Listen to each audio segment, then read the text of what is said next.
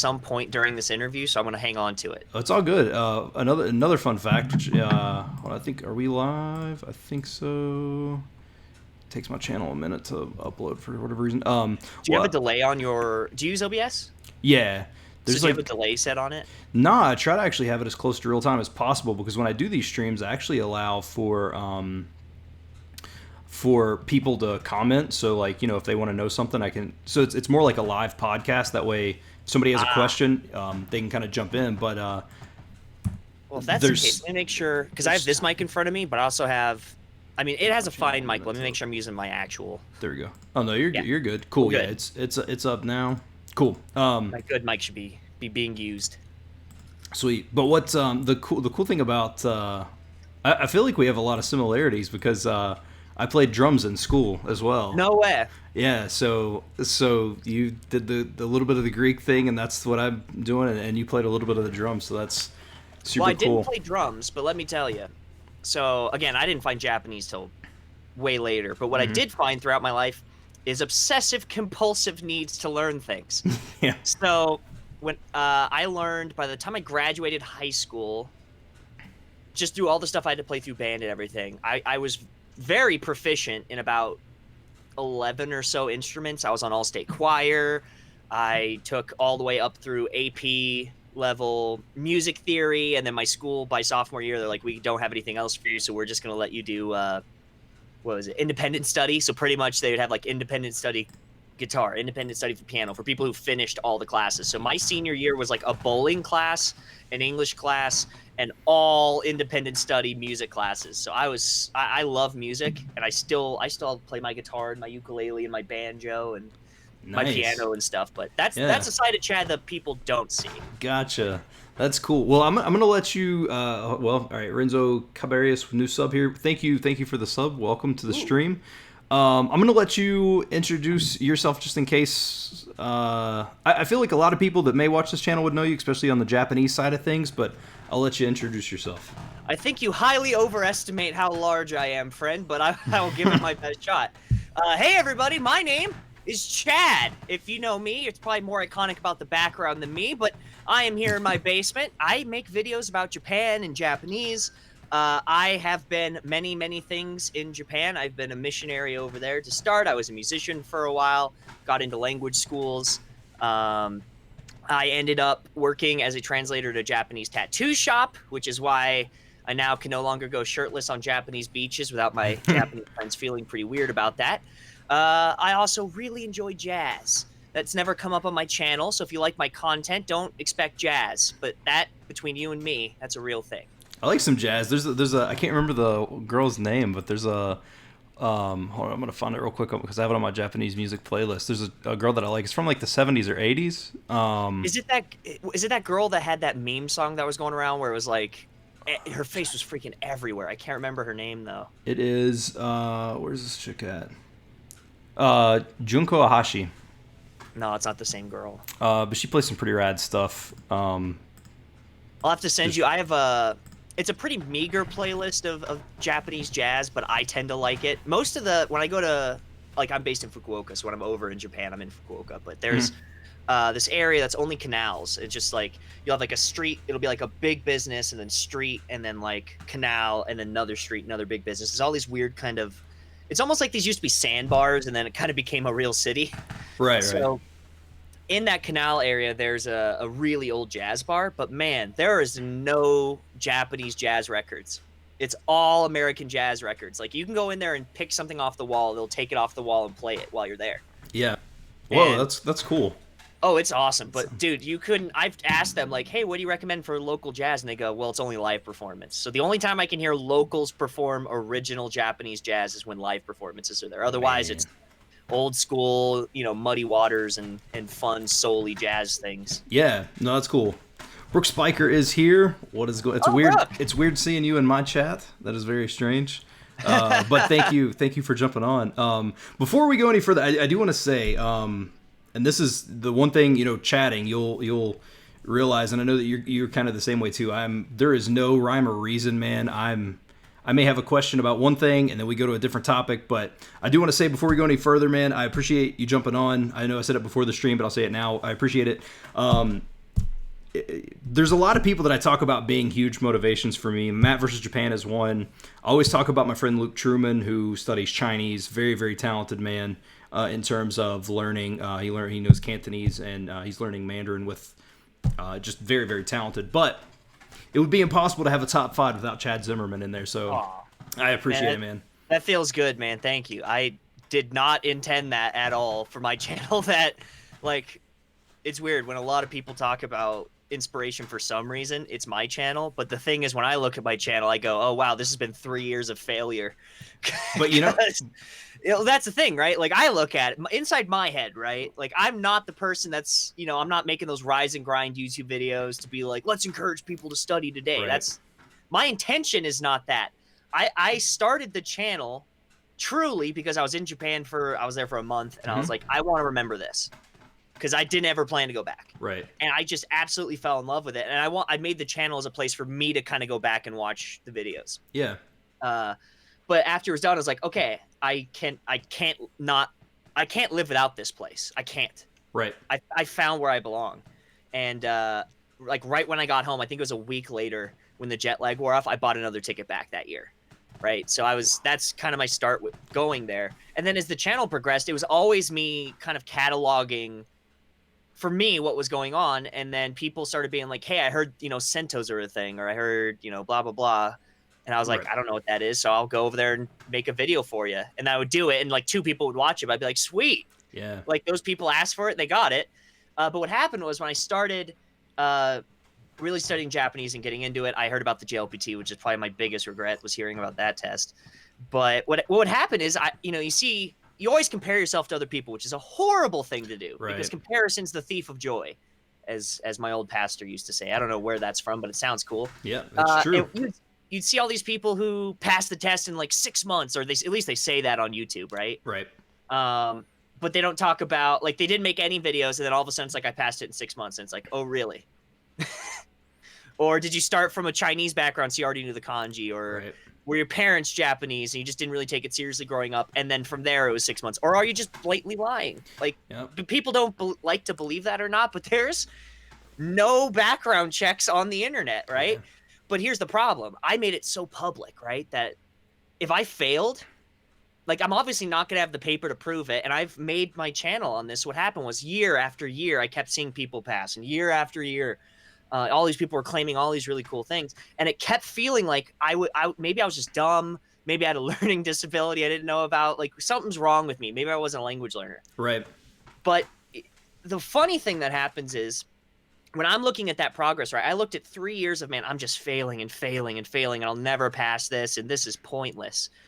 But the thing, and it wasn't really a message I put out, it was just kind of an outgrowth of the fact that I said, no, I said I'm going to do this, so I got to do it, was I just can't give up.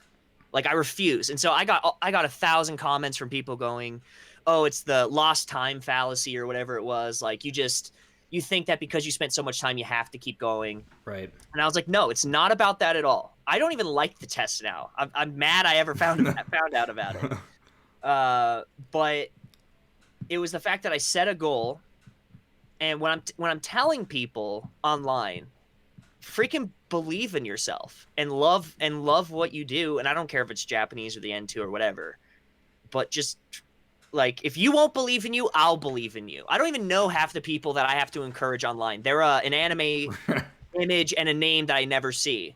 But that person comes to my channel and goes, Chad, I've seen you, you failed 3 times in a row. You've been studying for all these years when everyone says it takes months, even though you were working. Like, I was immersing 8 hours a day when I was in Japan. I was doing the thing, and I still couldn't do what the websites were saying you could do if you did that. And I thought it was something wrong with me. But when I eventually did do it, people go, oh, well, then I can do it too. Yeah. No, and for sure. That's not me saying that. It was by me being really faithful to the process and the story, and showing you guys the failures, like being okay with letting millions of people, I get like, I don't know, 500,000, 700 or 700,000 views a year. That many people know every year that I failed. Imagine, like, your whole, like, my job is YouTube, but like, imagine you're so tied up in this thing that you love. Like, let's say it's your Twitch or whatever, and your whole thing is passing whatever. and the whole world has to see you fail year after year after year. It just feels like it kneecaps you, right? And that's me being public about it. But there's tons of people that feel that privately, and they feel like it's only them. Like, Mm-hmm. oh no, everyone else is passing, but I for some reason can't figure this out. Or everyone else is, making all these games and can read books in Japanese, but I look at this page and I seize up like an engine. And the cool thing about my channel is not that I'm teaching you a method. I don't know if you've noticed, I never teach a method. Yeah, no, no, for I am sure. not here to teach you how to learn. I'm here to say, however you learn, and pardon my French, I hope you don't mind a swear word, fucking do that. And do it a lot and do it passionately because you love it. And I Yeah. don't care if that's watching anime. If people go, you're not going to learn real Japanese from anime. Screw it. If you don't want to learn real Japanese, but you want to watch an anime, then clearly you're going to want to watch anime. Yeah, it Like, well, it goes into the thing too. Like, if you're having fun while learning, you're going to learn. yeah, 100%. And there is something there. Gosh, there's some stupid nobility that people put on, like, oh, it's the same. I mean, the video game community has this, right? Like completionist runs of games. Mm-hmm. Like, if I don't get 100% of everything, or if I don't have the perfect build of a character, then why do I even play the game? Like, I was having this conversation with my brother Chris. We're talking about some game that's coming out. I don't remember what it was, but he goes, I already know what I already know, what builds look the strongest. I already know what armor I'm gonna have. I already know what this is gonna be. And I'm like, dude, I just want to experience it when I get in. Yeah, no, And you I, can I see the agree. different approaches, but it's the same in language, right? Like, there's people who, like, they're going for the tailored, like, the best thing that could possibly happen, and that's totally fine. Like, you can have that play style. I'm not mad at my brother for being like, we call it mid-maxing in D&D, but like mid-maxing a character and making sure it's the perfect paladin or the perfect whatever. If you want to do that in Japanese, it's fine. The difference is there are people who don't want to do that. I want to experience the story in a game. In Japanese, I care about fishing, I care about tattoos, and I care about my skater friends. Right. That's what I like. If you try and go, hey Chad, read this sentence from a paragraph about physics, or you don't understand Japanese, I likewise could show you a video about fishing in Japanese and go, can you translate any of this? Because they use different words. Like, they use for like a strike or a hit, or they use different things for different types of indicators that we don't have in English. They wouldn't be able to do it, right? Right. So No. it's nice being a voice. I don't think I'm a voice of reason, but being this kind of kindness where a lot of people in the language learning community who are really disenfranchised because they feel like they can't do something, or they've been fed this lie that you have to do it this way or it's not worth it, and then go to Chad's channel and see the progress. Like, if you look at my old titles, there's bad Japanese in my old titles. There's bad Japanese in my Discord. One of the Discord servers, the Is chat things has an error in it, a grammatical error. But I'm not changing it because just I want people to see that they can make progress. That even though that was a mistake, I'm not trying to cover it up or show people some side of me that isn't there. It's, hey, you can make mistakes, and that is the process of language learning. yeah. And I think that's what ultimately interested me in your channel. I don't remember how I discovered your channel. I mean, outside of searching how to learn Japanese, or probably I may have done like I know that you started a long time ago doing like reviews of different things here or there, but I don't even. Well, it may have been before that because I've watched your channel for a long time, but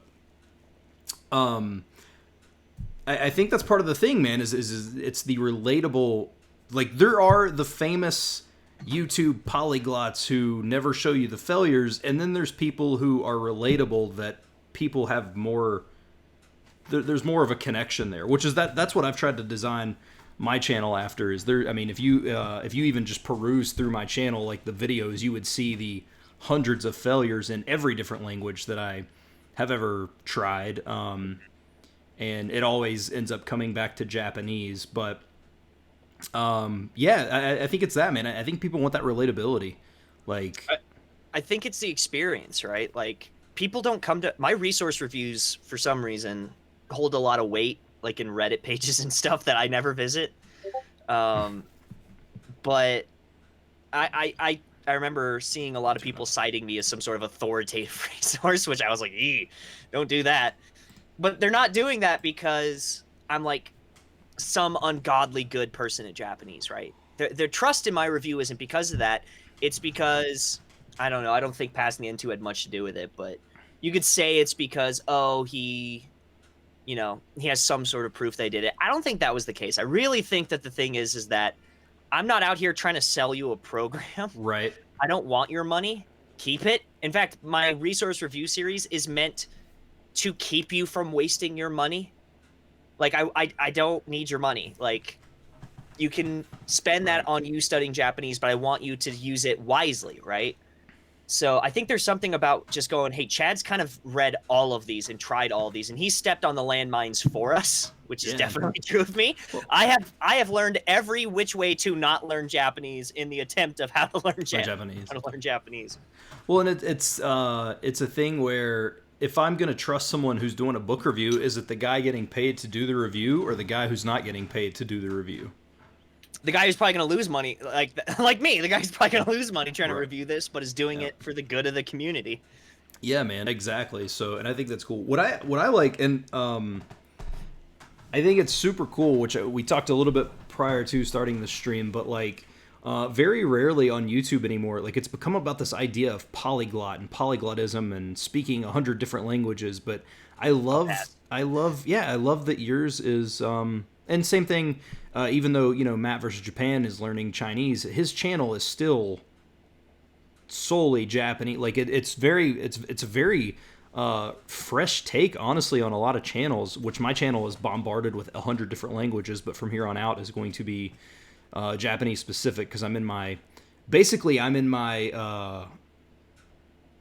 is like my last attempt. Like I've tried learning Japanese for 10 years.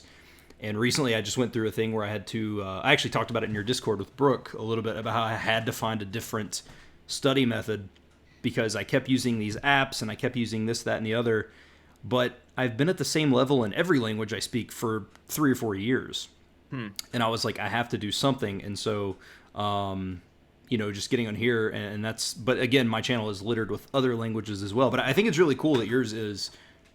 It's Japanese, like it's more than just the language too. You talk about the trips over there because I started watching from the beginning or trying to going through, which I've not made it too far because I do spend most of my time immersing now. Like I am trying like the whole immersion thing because it's something I've never done. But Yeah, I mean, this is Einstein's definition of insanity. It's not the normal one, but like you're not going to open a dictionary and see this, but Einstein defined insanity as continuing to try the same thing over and over again, but expecting different results. yeah, So the fact that you're willing to try, I've never done this kind of big immersion thing and I want to see if it works. Go for like, awesome. I did it too, right? Like I was Mr. Immersion for a long time, like 7 or 8 months straight of like living in Japan, rejecting English other than YouTube videos. That was rough. I used to stutter a lot on those videos because I would write my scripts in Japanese. Whoa. So I'd have to read my scripts in Japanese and try and put them in English because the only time I was doing English was for that. You got to understand, this wasn't before AJAP, but this was before it was so widespread. Right. And so I didn't know what it was. I had no idea that doing like mass immersion was a thing. I was just at an immersion school in Japan, and I realized how much of an oxymoron that is because everyone that goes there is not trying to really immerse at all. It's all Europeans that are trying to basically get an excuse for a vacation. Right. They don't really give a damn about anything. And then oh man, I got so much to complain about immersion schools. I'm not going to get into it. But anyways, so I would do the whole thing all day and I would type all these scripts in Japanese. And it was probably bad Japanese too. I mean, this was damn near probably 3 or 4 years ago. But yeah, I would stutter because I'm trying to read and like make it English in my head. So I'm still kind of studying and immersing. That's how bad I wanted it. But I've tried a little bit of everything, and one thing that's always stuck with me, not that I don't know your attempts or anything.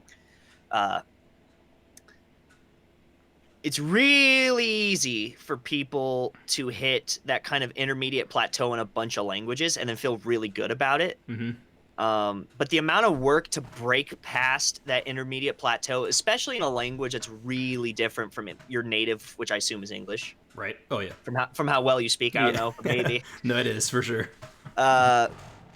It takes a lot of exposure to the language to really break out of that, and it takes a lot of time getting your base level of Japanese up, which a lot of people don't like hearing this, but that includes word lists because you gotta have some way. It could be a word list or a dictionary or a Japanese reader. I don't care. Your method's whatever.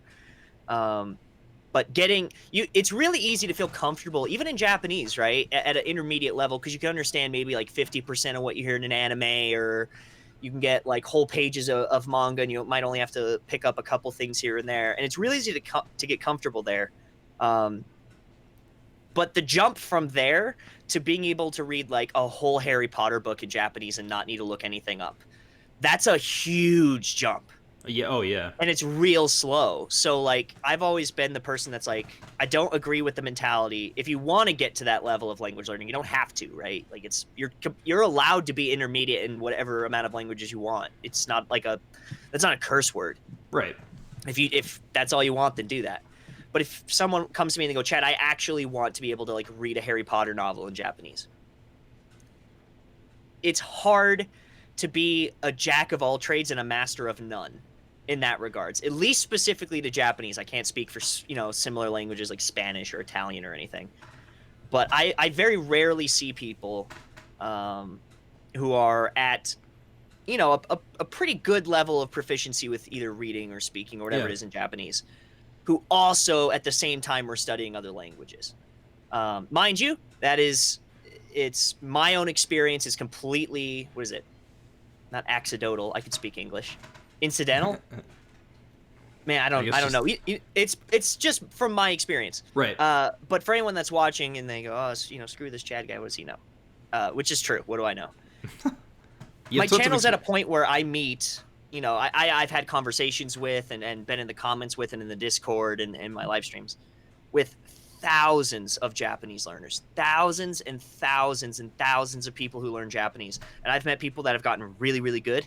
And I've met people who say that they're gonna, be the next Hokage, I'm gonna be the next, I'm gonna change the world with my knowledge of Japanese, and then they quit. Right.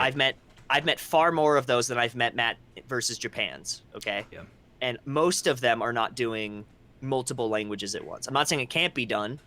I just haven't met someone that's done that yet. It usually is either you kind of focus on Japanese, and it doesn't have to be that mass immersion thing. Not specifically mass, but you know what I mean? Like getting just a lot of time in. It doesn't necessarily have to be that. It could just be doing a couple hours a day, but it's going to take you more years than if you really go hard at it. But again, if you're putting in a couple hours of Japanese and then also a couple hours of a bunch of other things, for some reason, from my experience in meeting Japanese learners, those people tend to not get to... I don't even think I'm really a high level of Japanese. Like reading a Harry Potter book without needing to look anything up isn't a really high level. That's like, what is it in English? Like a 6th grade reading level? Yeah, probably. I don't know exactly, but yeah, I know what you mean. It's not low elementary, but it's not like, that's not a high school level book. Right. Right. Not like Shakespeare or something. No, obviously. I can't read the equivalent of like old Japanese in, the Shakespeare-ish of Japanese. I can't read that no matter what, but mind you, don't really want to. Right. That's not really on my radar. But the fact that you're like, I'm kind of focusing on Japanese, that's really the attitude of people I meet that end up breaking out of that intermediate plateau. Is like, at least for a time being, it's not forever, but for a time being, I'm going to focus on this language. It's just because Japanese is really tough. You might totally be able to get to really high levels of like, Spanish and German or whatever, congruently, but for some reason, in my experience, Japanese tends to be something you kind of have to, you got to have a little bit more of a narrow view for a little bit of time. Yeah, but I could be wrong. I'm wrong all the time. So. Well, but it's so different, and that's the thing. Like with Spanish, you can absolutely pick it up quick, but it's because, for native English speakers, because it's so similar. So yeah. The one thing I took 4 years of Spanish, but I can say one sentence after 4 years of Spanish class. So that's more or less because I didn't care. That's not because I didn't want to learn. The one thing that I appreciate about Matt with his MIA approach is if you look on his website, he even says, because he has a giant disclaimer, and he's like, there is no research to promote this. This is just basically what I would think. Because every program that you look at, right, any program you look at selling you on Japanese is that you're going to get quick results fast. Mm-hmm. And Matt's thing is, if you immerse for, I think, 4 hours a day, it would take you at minimum 2 years to achieve a basic fluency, just based on your, like, to where you're not translating in your head, to where you've acquired it, like where you're actually speaking it. Yeah, where it's well, not even just speaking it. Like there's it's weird when there's a level that I remember hitting this very distinctly, and it freaked me out when it first happened. Where be it coming in from words or from reading or whatever it is, right? I'm not even talking output, because there's a very different skill Oh from yeah. being able to monolingually take something in, right? I hate that word, but hearing a Japanese and when it's almost, I always use the term samurai, right? Because in English we have samurai and in Japanese they have samurai. Right. So when it goes in, it kind of pings both of those, right? But you don't translate that as Japanese fighting swordsman. Right. It's just samurai, Samurai. because you know what a samurai is. The mental picture is that. And the point to get to where I can intake and only the Japanese hits those brain receptors and I don't need to translate it and it makes sense to me.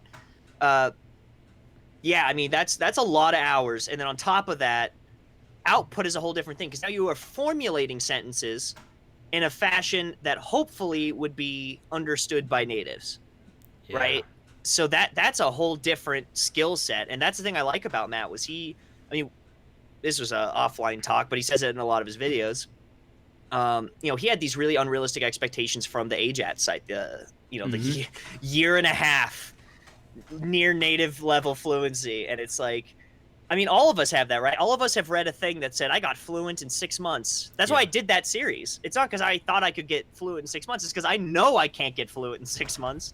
I'm going to show people that even if you put in, I mean, at that time, that was probably close to 8 hours a day still. Just probably 6 or 7, but it was pretty close to 8 hours a day for 6 months, and I couldn't even pass N2, right? So we've all been sold on that, but that's our human nature, is we want shortcuts, right? We want what is the fastest way? What is the easiest way? What is the way that takes the less effort? Nobody's going to look, like if you have the choice between a small wall to hop over and a giant wall to climb, we want to take the small wall. Right. It's not profitable. It doesn't sell. This is also, I mean, my channel, I think, is getting some recognition, but it's been small for so long because I'm not promoting that. I'm not saying here's the easy way out. Here's the easy way. Here's the easy, the cheap way. Here's the way to do it in X amount of months. Because the truth of the matter is, I mean, just think about you and me in English, right? We have different reading speeds. Mm-hmm. If I were to say both of us are going to read 10 books, I get 10 of my theology books that are that thick, right, in my seminary. We are going to finish at very different times. Yeah. Oh yeah. You and I are both fluent in English, hopefully. Yeah. I would say I'm near native at least. Near native. I feel pretty close to that too, maybe a little below, yeah. But pretty close, right? So when they say, it's based on these hours, we don't read at the same speed, so the amount of intake that I get from reading a book for an hour is different from you. Right. And then to say that, it'll accumulate to being roughly this many hours at the end of this thing is based on one person's reading speed. Right? Yeah. And a lot of these programs that try to get you to learn Japanese, whatever, they don't put an emphasis on these skills around Japanese. So there's Japanese, which is, a word equals this or that in this context, or whatever it is. However you define learning the language. There are skills in the language that these books don't teach you. They don't teach you to glance or to speed read or to get the gist. They don't teach you, basic book structure and how their paragraphs work, because their paragraphs are different than ours. Right. And so how to pull information in a way that's efficient. That's one of those things that's kind of weird, is like, yeah, you might know all these words, but I will beat just about anyone that doesn't read a lot in Japanese. I'll smoke them. But if you had to ask me right now, Chad, how do you say to tie your shoes in Japanese? Right. There ain't no way in hell I'm going to know it. Right. There's no way. It's never come up. I've never read a manga that said that. It's never come up in any of the novels I've read. I know take off your shoes. I know put on your shoes. I know to throw your shoes. I don't know to tie your shoes. That specific has never come up. So it's very interesting to me to see people claim, X amount of months, X amount of days. If you just read so-and-so here, if you just do these textbooks, you'll be fluent. And it's like, really? What about all the skills that come ancillary to language that no textbook is going to teach you, but it's something you have to learn? And natives pick it up as they live, right? Because they've gone through school and they've learned all that stuff. They've learned semantics and all this other fun stuff that kind of knits the language into a neat, tidy thing that we don't have. Like a word list doesn't do that for you. Right. Yeah. Well, one thing that I've noticed recently, and I feel like this is due to, and the thing is, I've off and on studied Japanese for 10 years, um, and it's been more off than on. But I've listened to my fair share of Japanese over the years, so I am more acquainted with how the language sounds. But one thing I've noticed, because I started on April 1st, I started with kind of the immersion, multiple hours a day, just being surrounded, and even Is when that I'm, this April 1st? yeah, this April 1st, and even with that, like while I'm at work, I have Japanese playing, so it's passive, like to where I'm always hearing the language. And so one thing I noticed the past couple of days, and this sounds like I'm advancing faster than I am. And again, disclaimer for anyone that's I'm not. April 1st is not when I started studying Japanese, so that's just to get that out there. But I'm hearing things a lot more clear, and words are starting to pop at me. Mm-hmm. Um, Sentences begin to separate in places that it's almost like yeah. blocks of sentences that you hear over and over again, so you know Yep. where it kind of slips in. Yeah, and so I hear words clearly, and if I hear them multiple times, I may run to G-Show or something and look them up just to see, and usually that's enough to get them to stick because I can recognize them. I learned 2 words today that way, and it was nageru for like to throw, Mm-hmm. and then and hairu for like to enter or go. And strangely enough, you were talking about, people are like, oh, anime is not this or this. I was watching a girl from Japan play Mario Maker, and she picked up a P-switch, and she was like, nagadu, nagadu, nagadu. And I was like, all right, that probably means throw just based on context, but I'm going to check this out because I've heard this word a couple times before, and sure enough, Then she popped in yeets there. it across the screen, and then you're like, Yeah. ah, got So, it. yeah, so and it's funny, man, because like within just the first week, I think I honestly, I'm not intermediate by any means necessary. I could not probably even get half of a passing grade on a JLPT 5. Like I'm not like an N5. Like I'm not good, but I think that my vocabulary is probably several hundred, maybe even upwards of 1,000 words. Maybe that's a big maybe. That's a good dude. Like, But- think about it. That's 1,000 people. How many people? Like, think about a mechanic. How many people know 1,000 pieces of information in any field that they like? Yeah, no, that's true. That's huge. Like, Yeah. it's not a small number. It doesn't matter how much other people know. Like, Yeah. that is, wow, 1,000 words. And imagine being really good at 1,000 words. I'll bet you today, from when I woke up till now, I have probably not spoken 1,000 separate words. Right. Right. Right? It's that is something to be freaking proud of. And the fact that you've gotten from, I mean, was it like 9-ish days? You've gotten to where you can kind of clearly hear starts and stops and blocks of sentences. That's on par with me when I go to Japan, right? It's usually about 6 months in between when I've been there last. I'm there about a month at a time every 2 years for business and stuff. Right.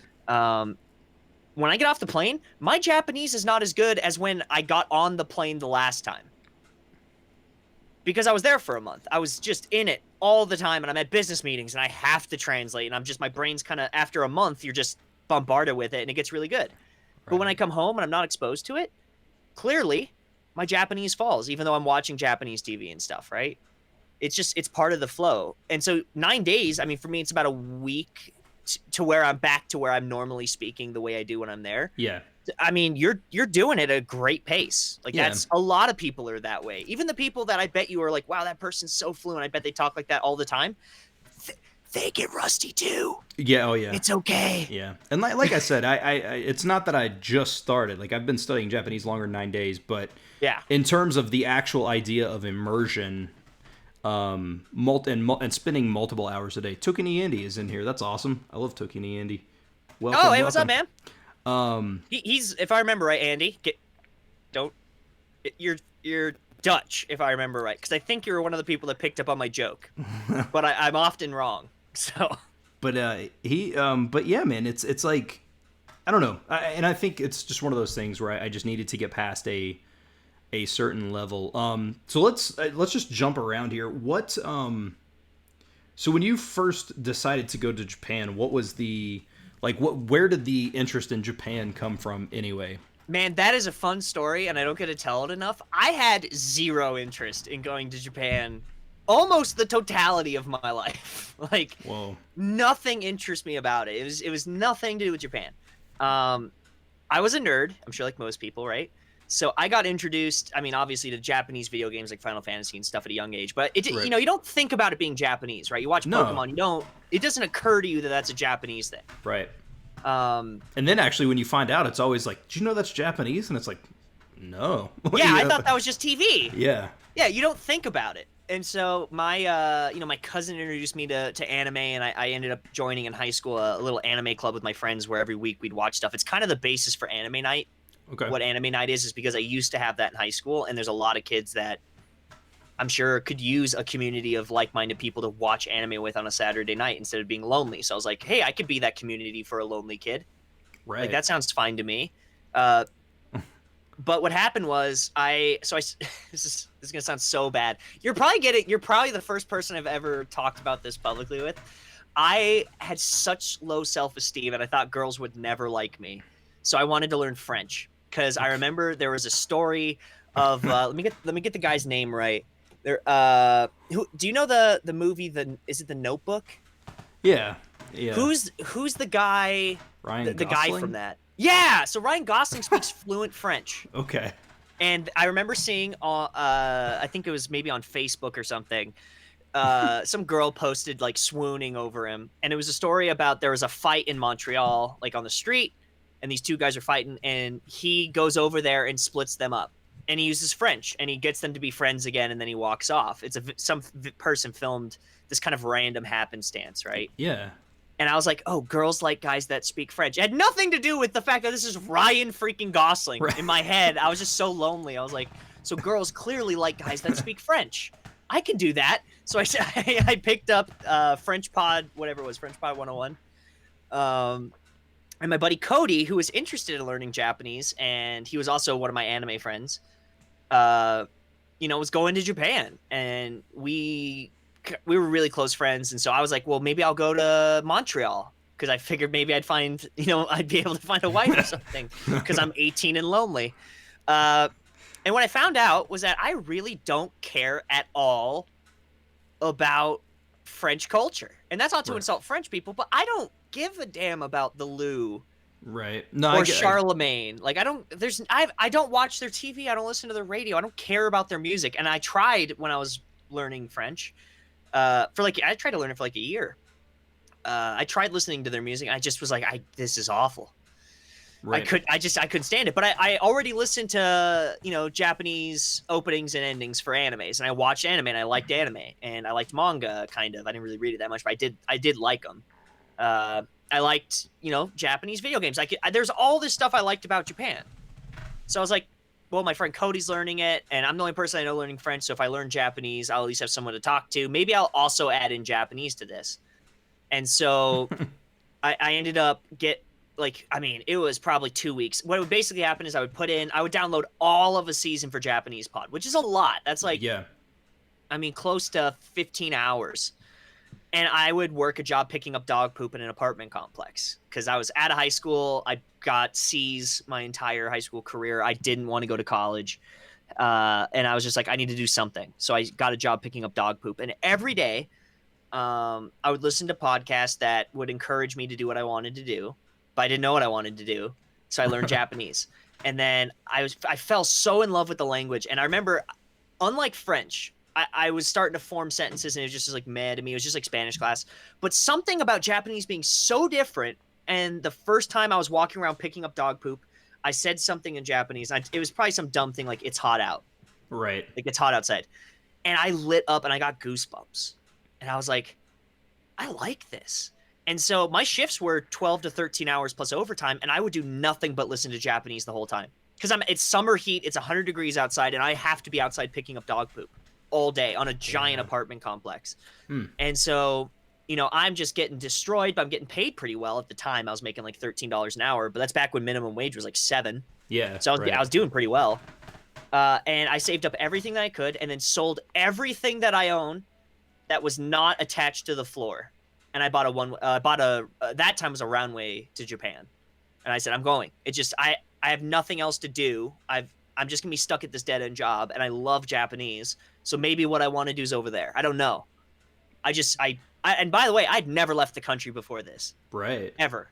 I was just like, I'm gonna do it, and I was like 19. I was way too young to be doing this. My parents were freaked out because they're like, I mean, I didn't know what Japan was like. I didn't know it was very safe, but no one knows. Like, it's so foreign, and no one I ever know went. No one I ever knew studied. My parents are like, he's just gonna ask for a refund. He's not actually gonna go until I actually was like, hey, can you take me to the airport? And went over there, just absolutely fell in love with it. I understood nothing. That podcast helped me barely at all. After all those hours, and I was like, so after all these hours, it was all like, what was it all for? And then I started looking online, kind of like how everyone does, right? Like how to learn Japanese, like what's effective, like what, because nothing seemed to work. And I learned about immersion schools, like Japanese immersion schools that were over there, through Michaela, actually, who I've met and is like an acquaintance of mine now. So it's weird. All these things are coming very full circle for me. But and I came home, bought another ticket to go over there, contacted probably one of the more well-known Western language schools, because there's bigger schools over there for like Chinese speakers and Vietnamese speakers, but for native English speakers, Genki's probably one of the big ones. Sure. And got in contact with them. I got a student visa, and I was gone. I quit my jobs. I didn't own anything except for my Mac and my camera, so I brought those, and then that's how that started. So that's how Chad got to it, because he wanted to impress girls with French. That's so there's your clip.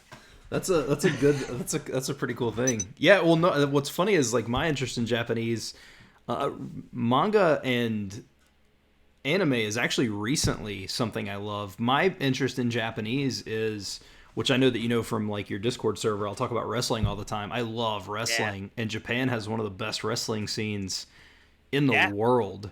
And I mean, a lot of the people in Western wrestling that are like they wouldn't call them the minor leagues, but the ones that aren't signed to like the WWE or the C, what is it, the C?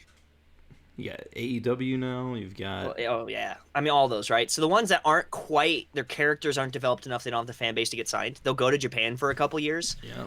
It get really big, and then they'll use that as leverage to get into the WWE. So you'll always see people that are gonna be the next big superstars here in Japan years before they end up over here. It's really cool. Yeah, man. I love the wrestling scene so much, and that's what got me into it. I love like J-pop and like just the weird little dude, I love that song. Yeah, dude, I play that song all the time in Japanese arcades and the taiko machines and on the Jubeat machines they have there. That song. That song was everywhere for a while. I love their super stupidly quirky movies, man, like Yo-Yo Girl Cop and like, which I love, like stuff like Ichi the Killer too, but like I love, like, I don't know, man. That was the culture for me that brought me into it, was that media, not what most people think of, the anime and the manga. Yeah. Mine was, this chick having a Matrix scene with a yo-yo knocking people unconscious at the end of it. Like, that was the stuff I loved. Yeah, I mean, there's so many cool facets for people to want to love Japanese, right? Like, if you're a horror fan, top tier. The best. Top tier in Japan. I mean, Korea's coming up now, but for forever, since the 90s, right? Like, Japan was the horror people. Yep. If you like anime or manga, obviously, those are really big. But the whole thing is genres over there. Japanese TV is so like weird and interesting. Like even if you don't understand it, you're just looking at, you're trying to figure out what the hell's going on. Like Japanese commercials are some of the funniest things on the face of the earth. Like for me, my biggest thing, right? So Japanese tattoos and fishing, Japanese fishing with like their like old style Japanese rods. Yeah. That is such a freaking niche. That is so specific, but it's something that I found that I love. Yeah.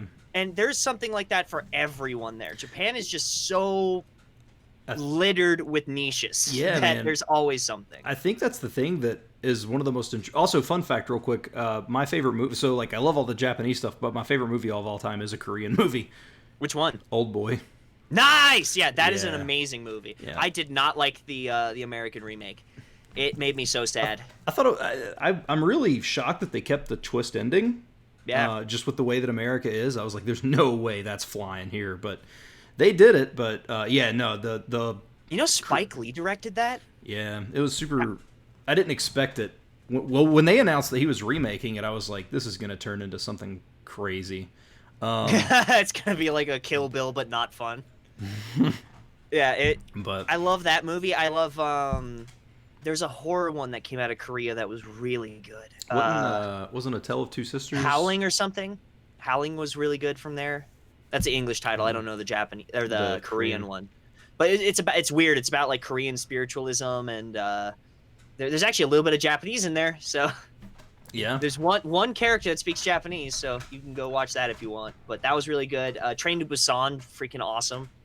Yeah. Like it's There's just super fun. They have some good movies, but no, I think the thing, and also I love, which this isn't Korean, but Battle Royale, man. Battle Royale is one of my favorite movies. That's Japanese, yeah. Ever, man. Oof. That was a good one. But and like just that tagline, man. The "Today I killed my best friend." Like, oh, it's just so brutal. But that's the thing about Japan, though. Like, of any language that you can study, I would wager that Japan has more stuff for everyone than almost anywhere else. I think everywhere probably has stuff like that. I'd say Japan has the most access to those things. It's more easily accessible to get into the weird crevices of Japan than it might be like Russian. Right. But yeah, I mean I agree. That's one of the nice things about my channel, right? Like I'm not teaching Japanese. I'm also not like a tourist channel. I can essentially make anything about Japan, but that means I have a very wide net of things that I get to do. Like I can make a video going to the Haiku where they held the Haiku events and go film the actual thing that's happening. I could go play rugby myself with a Japanese rugby team. I can go fishing out in the Inaka, out in the, what's the English word?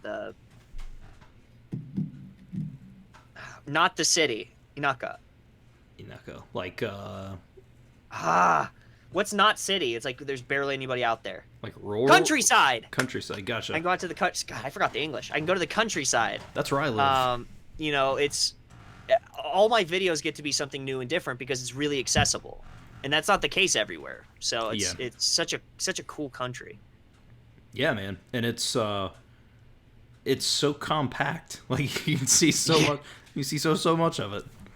Yeah, I mean, truthfully, you don't.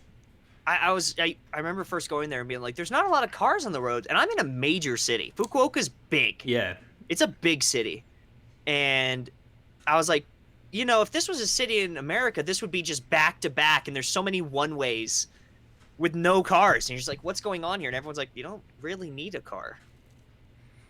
Like you could just, I mean, everything's within what, 3 blocks? Anything you could ever want, including like a really pretty shrine. Yeah, it's almost like the Seinfeld joke where Jerry was in.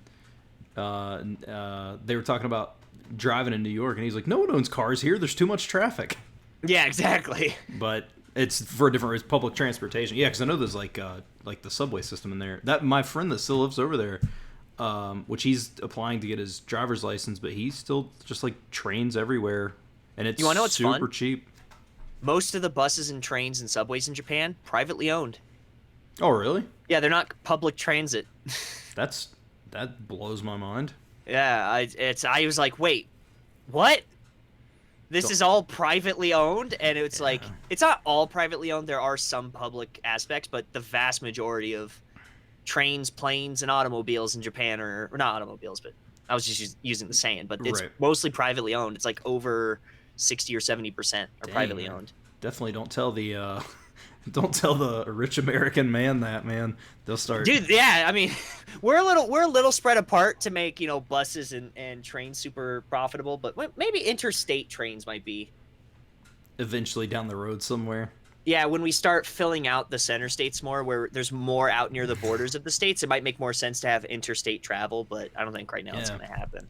You live in Colorado. All right, first and foremost, before I say it, how do you say the state name that you're from? Oh, Colorado. Okay. See, because I mean, I've heard you say it on your channel before, but yeah, I'm always like. It's that Colorado accent. It's gotcha. not thick until certain words like mountain, kitten, button. We don't pronounce our T, so instead of mountain, it's mountain. Mountain. That's funny because I'm from Virginia, and like that's mountain. Kitten, like it's very like that's the same. That is similar. I know there's more to it that I'm not thinking about, but Colorado accent's very subtle, but you can pick it up. Colorado. Now I do say Colorado.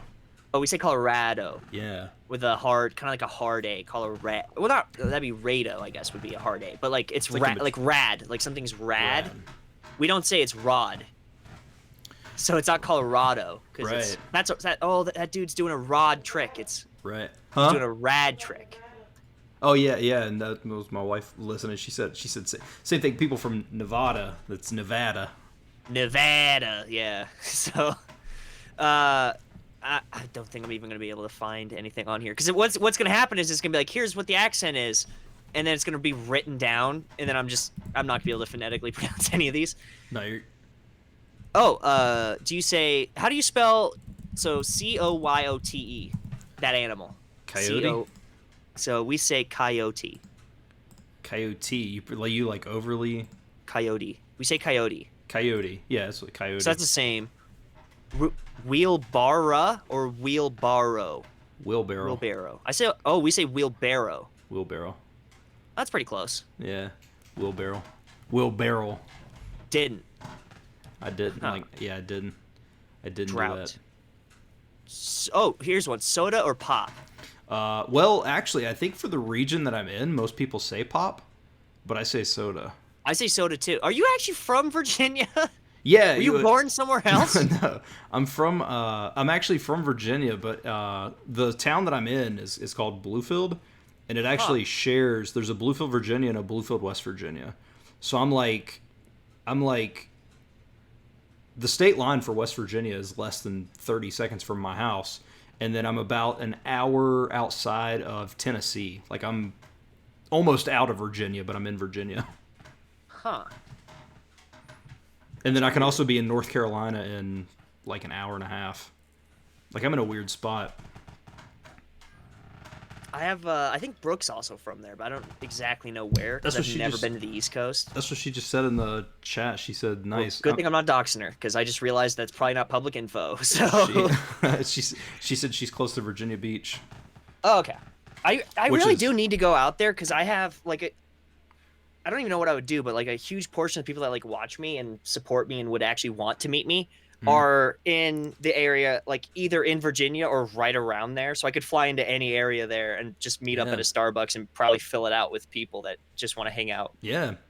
Well, what's weird is like I live in Virginia, but I can be in a ton of places before I could be in DC, which is on, Virginia, Maryland, that area, or even Virginia Beach, like Brooke was talking about. I can be in Myrtle Beach, South Carolina, faster than I can be at Virginia Beach, even though it's in the same state. Weird. So it's which I guess if you're not from here, you don't really have an exact. I have no clue, but I'm Idea, just kind but- of I'm piecing it together as I go. But yeah, man, I can be in a lot of different spots, like prior to other places. I can drive for 6 hours from where I live, and finally enter West Virginia. Just the way that everything stretches out, man. It's a weird spot. In Colorado, 2 hours north, and I'll be in a different state. About 3 hours east, I'll be in a different state. Pretty close to 9 hours south, 8 to 9 hours, I'll be in a different state. And about 6 hours west, I'll be in a different state. So Colorado's huge. Yeah. It is so big, and people don't realize it. Yeah, once we were buying up states and land masses, they were like, guys, we're going way too fast. We need to chill, make these places bigger. Don't give them crazy curvy lines, make them square. Let's just get out of here. Oh, they just got lazy. They were like, guys, I need to get out of this meeting. My wife is yelling at me. I got to get home for dinner. Just make it just cut it like a cookie cutter. Yeah. We're good. Yep. Like, let them fight about the exacts. Yep. There was I think it was Mitch Hedberg had a joke one time about the vitamins. He was like, "What's this vitamin name?" He was like, A, and he was like, "All right, next one." He was like, B, and he was like, going too fast. And he's like, "All right, B2, B3, B4, B5." I love Mitch. I was doing stand-up comedy every Sunday at at a couple local joints Whoa. forever. I was doing them pretty much right before I got into grad school. Every week, Thursday and Sundays at every local open mic that I could go to. And I loved it. It was so fun. And then I had to stop, unfortunately, because it got really, that was right. You got to understand, this was what, 2014. This is right when, like, I'm not political, but, social justice got really popular. Right. And canceling people and all that stuff, like 2014, 2015. Right. And I was doing comedy in a college town, and it got so hard to make any joke that even got near a line, because that's what comedy is. Comedy, this is what I learned anyways, was when you're telling a joke, in order to make it funny, there's a social line that people are Yeah, like, even if you walk up to the line, it's not funny because it's expected. but going You over. you barely have to go over it and people laugh. If you go too far, they get offended. But you have to have the freedom to kind of cast your line over that line. Yeah. And sometimes you're going to hit it right on. And sometimes, because no one really knows what the line is, it's kind of arbitrary. Yeah. Sometimes you're way over, right? And the crowd goes, oh, and then you've lost them, which, believe me, has happened a lot to me. But you have to have this you have to give at least a comedian some freedom to mess up and really hone what makes the joke funny, and to cast those lines enough to learn, here's the line, I just need to be right there. Got it. And they wouldn't give you that back in 2015, so I stopped going because I was like, I can't form jokes if you people won't let me learn how to form the jokes on stage. Well, that's kind of the sucky thing about comedy, is you need an audience to tell you what's funny. You can't just write it. Like, you're gonna write something and go, oh, this is brilliant, and you're gonna go on stage and it's gonna be dead, and you'll be like, I thought this was so funny, and then the joke you thought was not very strong, the whole crowd, like, you get a little clipper of people laughing, and you go, okay, there's something to this joke. So then you have to write like 4 or 5 different punchlines for it. You have to add tags to make it funny. And then you go up to 5 different open slot nights and try that same joke, but with the different punchlines, and whichever one's the best, that's the one you keep. People don't see that end, though. They think you just write something and then it's funny. It's fun. No, there's a lot of trial and error.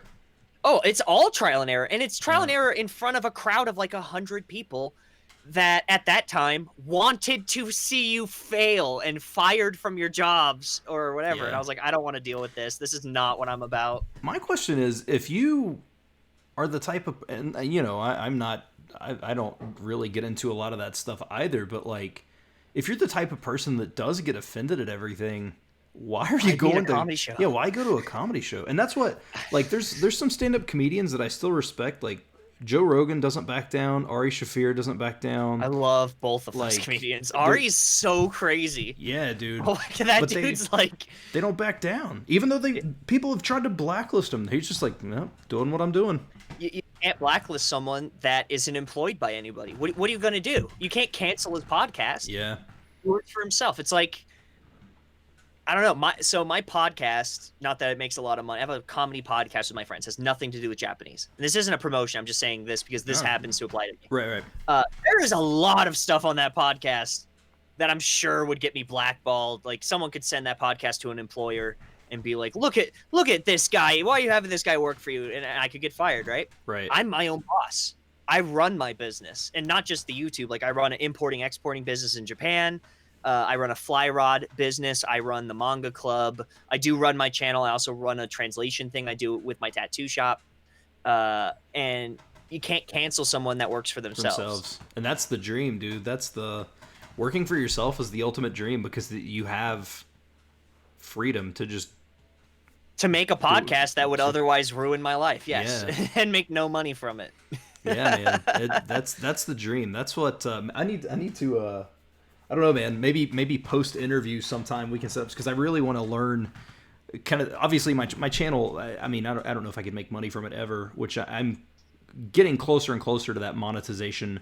But I have another channel that's got 1,500 subscribers that is monetized, and I make almost no money. So, which is not for the money, but yeah, you're not going to make in 2020. And this is the secret most people don't want to let out. You make some money from ad rev, but just so you know, no one with less than 100,000 subs is paying their rent with ad rev. You're paying your rent with like Patreon. You're keeping food on your table with stream tips. You're keeping the lights on with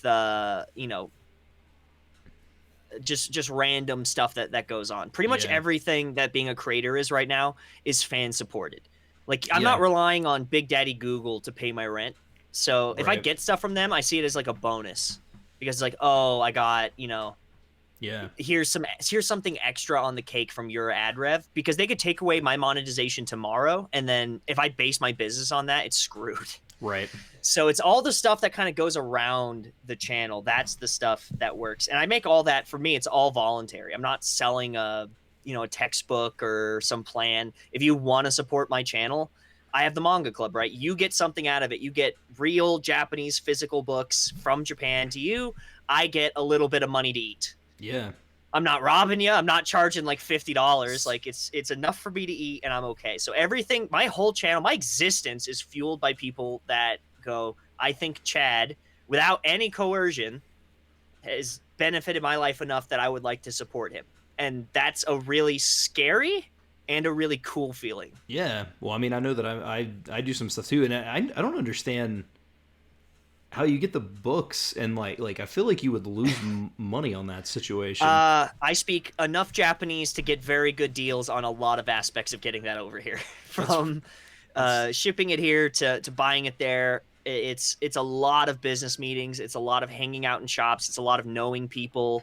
I don't think the average person really understands how much work goes into running the manga club. It's a pain, and it really doesn't. The money isn't there unless you're capable of understanding, social norms and bargaining and kind of figuring stuff out for other people. And it's a nightmare. I actually freight the books over, so I have to go through freight yards and sign paperwork, and I buy big. I don't own them, but you basically buy them for the trips. Right. Freights, and I freight books over. It's thousands of dollars, so it's also like a huge upfront. Like there's lots of money. Right.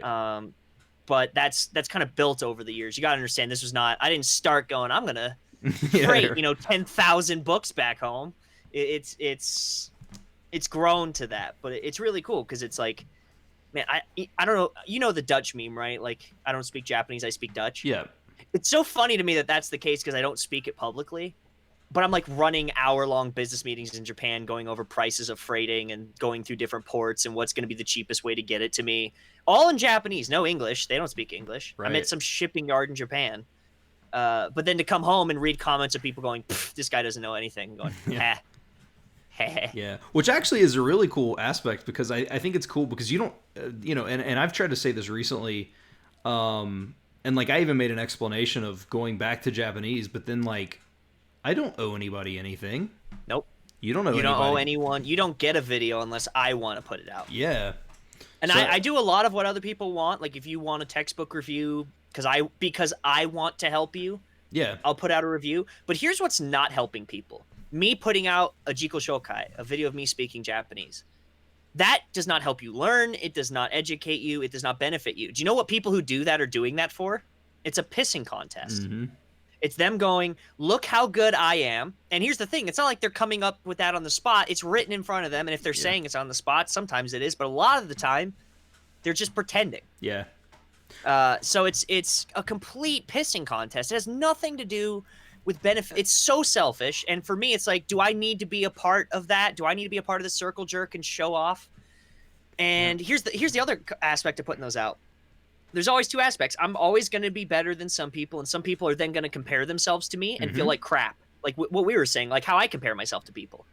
And then there's going to be people that think they're better than me, and then they're just going to shit on you forever. Yep. Right? You're giving people some sense of superiority, and the truth is we're all on a spectrum, and there's always people better than you and always people worse than you. But the only person it should matter to is you. Yeah. And it goes into what not to continuously bring the guy up, but Matt versus Japan, he has the fluency illusion theory, where if you're, like, for example, if you were to speak Japanese, you would sound better than me, no matter what, because you are more experienced. But I couldn't, even though I would think that you're fully fluent, you could not be. How do I know? I don't speak it. Yeah, I'm not. You know what I'm saying? There's tons I don't know, man. If you try to... I remember going on a website for Japanese sneakers because my buddies were trying to go onto it. There's all these terms I didn't understand. I'm sure it's like lace size and formats of different types of shoes. So is it a slip-on? Is it a high heel? Is it made out of like weird twisted aerodynamic gel, which I found is a real thing in shoes. But I don't know anything about shoes. Right. I also don't know anything about cars. So if you say what's an alternator in Japanese, I'd be like, I don't know. Hopefully it's katakana, right? Right. Arutaneta, something like that. Yeah. But it's not about that. I agree with Matt. It's fluency is such a BS word. Yeah. Oh, 100%. And like to put that as your goal, I want to be fluent. That is my goal. That helps you with nothing. That's not tangible. It's not concrete. There's nothing. Like imagine. Here's what that's like. It's like So if language learning is like building a ladder up to a certain point because you're trying to get over a wall or trying to get to up a mountain or whatever the analogy is, right? It's like saying my goal is the clouds. Right. Or no, that's even worse because you could get to the clouds. My goal is the sky. Well, what the hell is the sky? Yeah. Is it where the stars, or I mean, because you got to pass Is through it the before the clouds? Is it where I'm above? Is it 1 foot off the ground? Is it 1,000 feet off the ground? Is it right to where the clouds is? What if there's no clouds? So then is it above the clouds? Is it where the stars is? Or the stars in the sky? Like, it's completely arbitrary, right? So it doesn't help people because you're trying to build steps. Like, I know if I go X ladders up, I can do this. The truth is, Harry Potter books have a finite... I'm just using that because I actually like Harry Potter. Harry Potter books in Japanese have a finite amount of words. They're not infinite. There are only so many words in those books, and if you learn 100% of the words in grammar, you in theory can read those, right? That's a tangible goal. Matt was talking to me about this. He talks about it in spheres. He goes, life has spheres. People... like, if I were to talk to you about early Lutheran scholasticism, that's what my last class was on. All right. You would probably not be very fluent on, I assume, on early Lutheran scholasticism. Not at all. I was not either until I took the class, and now I kind of understand a little bit old Lutheran scholasticism. So, but we're still fluent, right? Fluency is separate from that. It's your sphere of knowledge just tells you about can you comprehend the thing. The fluency is the ability to comprehend the thing. It's not the actual understanding of the thing. I do not understand, even in English, how an alternator works. No, for me too. Same thing. Or even like what all the parts' names are. But I could go online and find a diagram in English, right, and go, that's an alternator. Here's a video of how it works, and then I learn it, right? Yep. Being fluent is the ability to, even though you don't know any of that in Japanese, I have the ability to go to a video or a diagram and learn all of this stuff. Right. That's what it is, and you can't put. It's like an intangible quality. It's like saying, how do you test air? Well, you're like, what, for heat, for temperature, for humidity? What are we testing it? No, we're just testing air.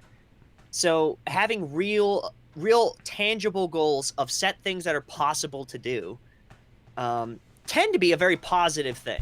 The JLPT would be that, right? Because there's a set amount of grammar and stuff that you use. The issue is that it's a test and people fail tests. And the issue is also that it's only once a year. So making that a goal is like, it's so crushing when you like you have 1 year to do something, and if you miss it, 364 days you could try again. It's just soul crushing. I hate that I made that a goal. I do have it, by the way, if you want to see what the JLPT looks like. Yeah, man. Well, I saw the video. You have it close. I saw the video that you posted of it. I got it framed. It's just on my floor now. Nice. Yeah, man. Well, see, and I thought about what my goals were when I kind of reinvigorated this, right? When I said, okay, like, this is my put up or shut up, my final, like, this is my last hoorah, so to speak, in trying to learn Japanese and, change, and not like the same way I was learning, trying to change the way I was learning to get better. And I thought, what are my goals? And I thought, well, I mean, I could do a JLPT, and then I thought, that's a tangible goal, but do I want to worry about taking a test as to where, what are my goals outside of test taking? And I thought, okay, simple. I want to be able to understand and I say 6 months. I want to be able to understand 25 to 30% of what I'm watching on TV or movies or anything like that. Yeah, it's. And I think I know that's maybe 25 or 30% is shooting a little bit high, but like basically being able to understand more than I'm currently understanding, which is probably 2 or 3%. So. Understand this. You're eventually, as long as you don't give up, even if it takes 10 years, which hopefully it doesn't, right? Another 10. Yeah.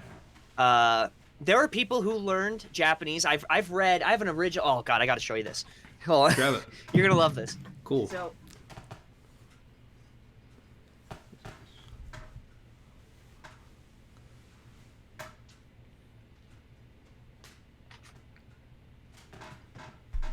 So I have, not that many people know this about me since I'm a seminarian, right? I do a lot of Bible translations from original Greek to Japanese. And one of the good things is that there are very specific words that the Japanese use for Christian religious terms that even if they have that term in like Buddhism or Shintoism, it's often different because the ideas are different, right? Right. Christian, even in English, right? Christian meditation is not om and like crossing your legs. So they had to change the words. So this is a copy. This is just a cover. Okay, well that doesn't help. So it's just a kind of a crappy cover. But this has the original manuscripts for the very first Japanese Bible ever written. It was all in hiragana Whoa. by a Japanese missionary. I've read all of it. The Japanese is terrible, at least by nowadays standards. I don't know if it was good back in God, that would be the first Christian missionary, early 1600s. Hmm. God, that was a long time ago. But that dude did not have Anki or Memrise or Mass Immersion at all. Right. But he learned Japanese. And you know how long it took him?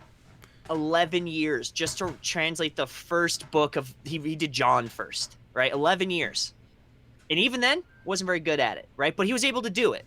So as long as you don't give up, that 30% is going to happen. But here's the thing. It's not, oh, I'm shooting super high. Let's say 30%, right? And you start all these kind of sub goals. Well, maybe 10%, now 20%, 30%, whatever it is. Then you can keep going. Yeah.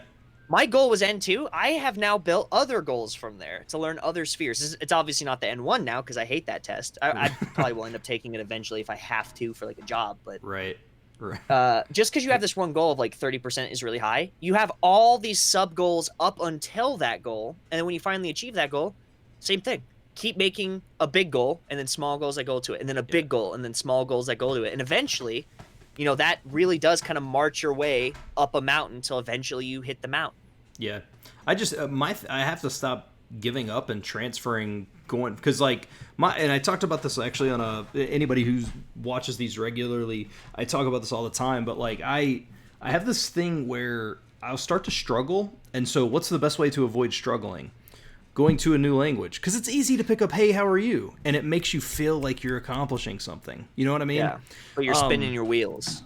Yeah. And so I've got to stop. I have to stop doing that. And just speaking with people, I've come to realize that I'm never going to not be studying Japanese. Yeah, it's a lifelong thing. Yeah. And I feel like if I do what I'm currently doing, statistically, it is impossible for me not to progress. Yeah. I just have to do it. By the way, even if it's not whatever you're doing, like 4 or 5 whatever hours, right?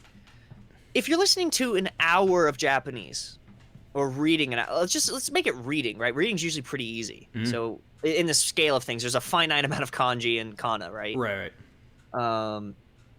Like eventually you're going to hit a level that you're going to be like, oh, I'm going to have to progress because you're just intaking enough info that something's going to happen.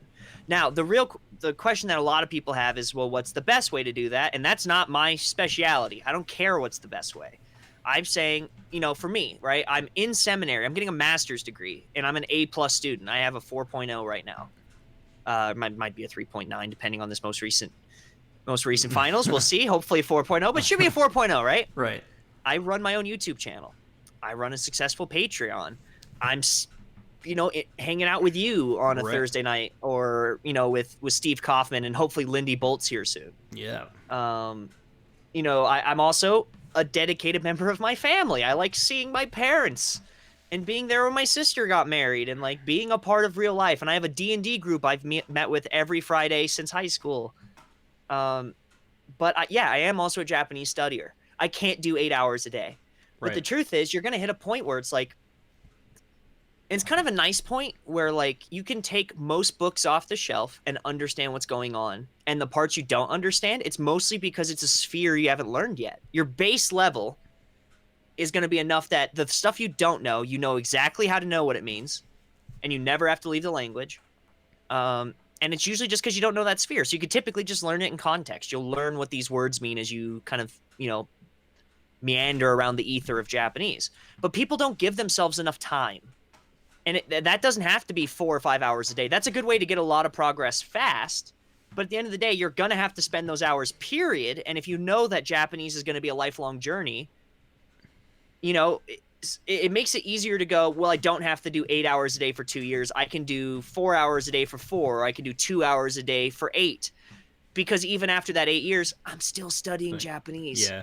I'm always going to be doing it. So that's my philosophy is cool. If you want to speed run it, go for it. It's not like if you own Skyrim and your joy is speed running Skyrim, speed run Skyrim. It's not a bad thing. I like that. And I did that for a while, right?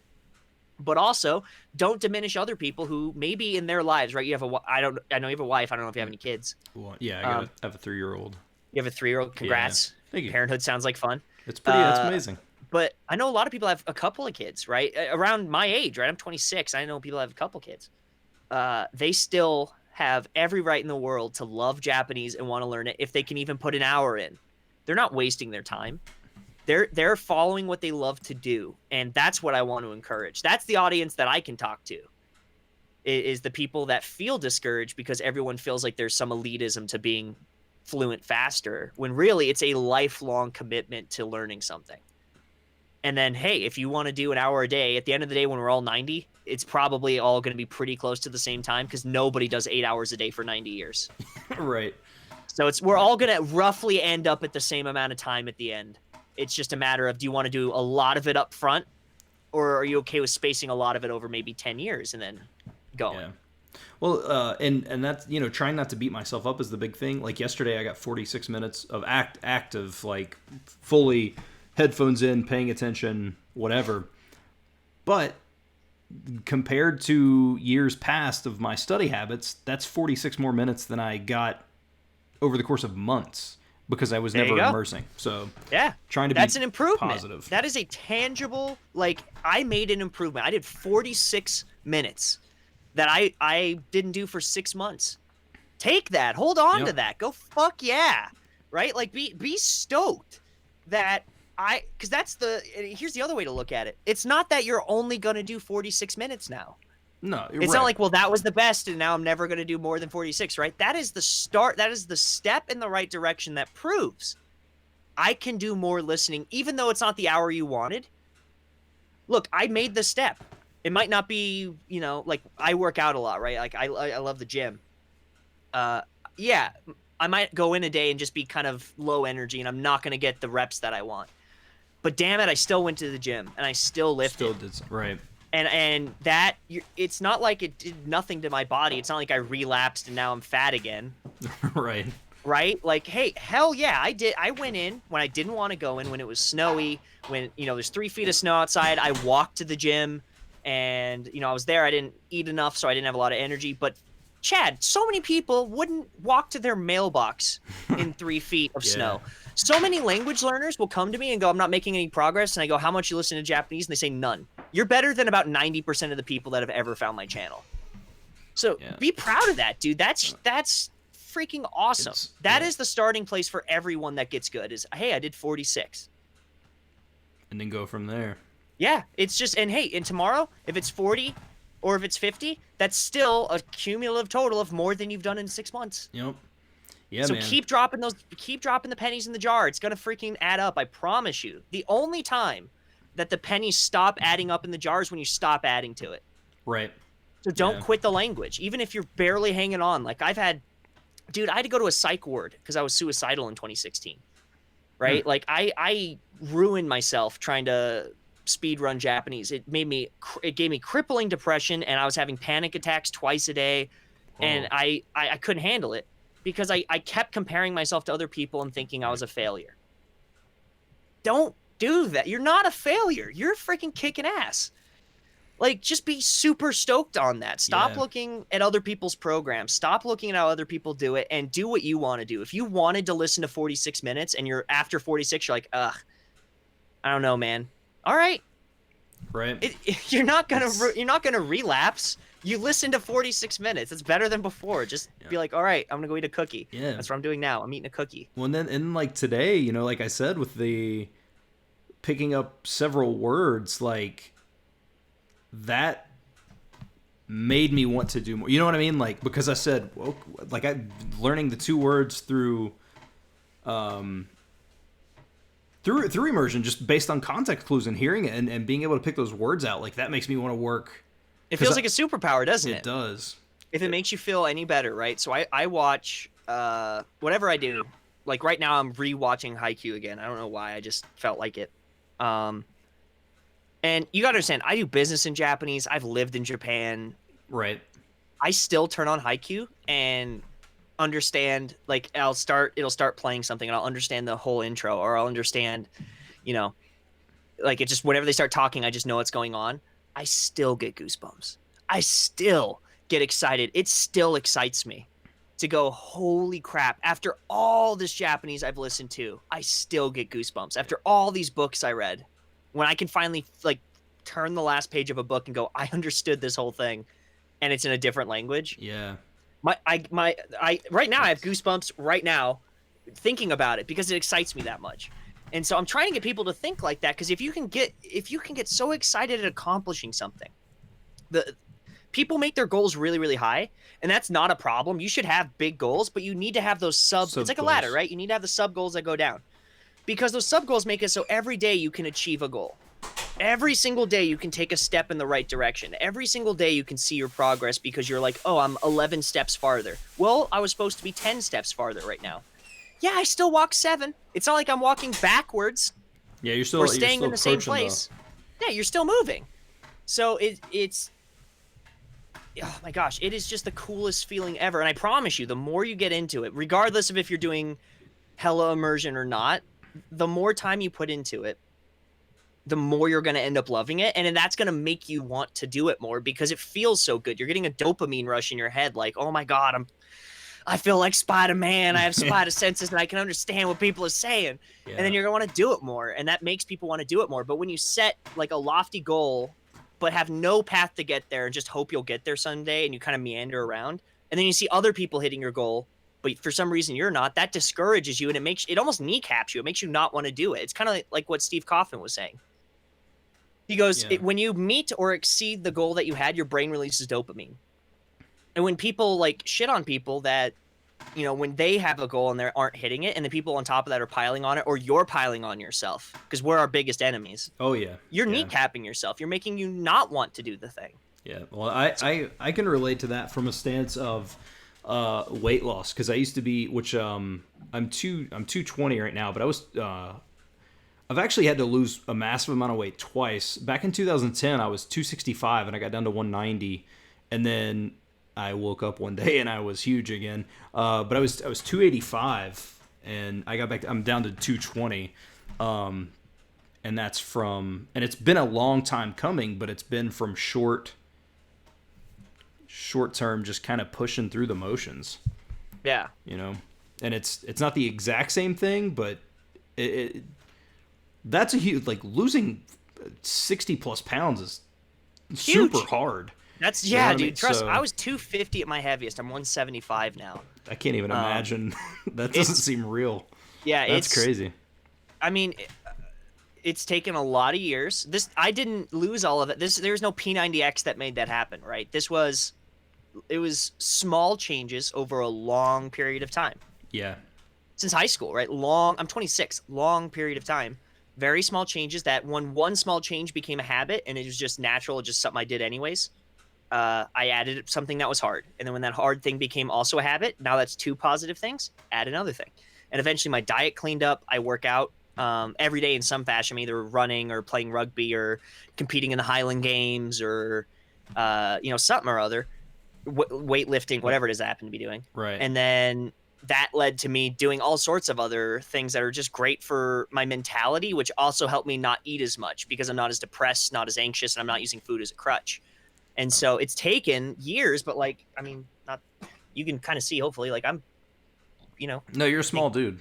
yeah, now. I mean I was that. the fattest person I knew back in the day. I mean that respectfully, not like you're scrawny, but like you're not like. Yeah, this shirt you're not doesn't help. I have gigantic. pecs, but it doesn't show them off because of the lines. But yeah, I mean, dude, it's just like Japanese. Language teaches you a lot about many things. It's not just language.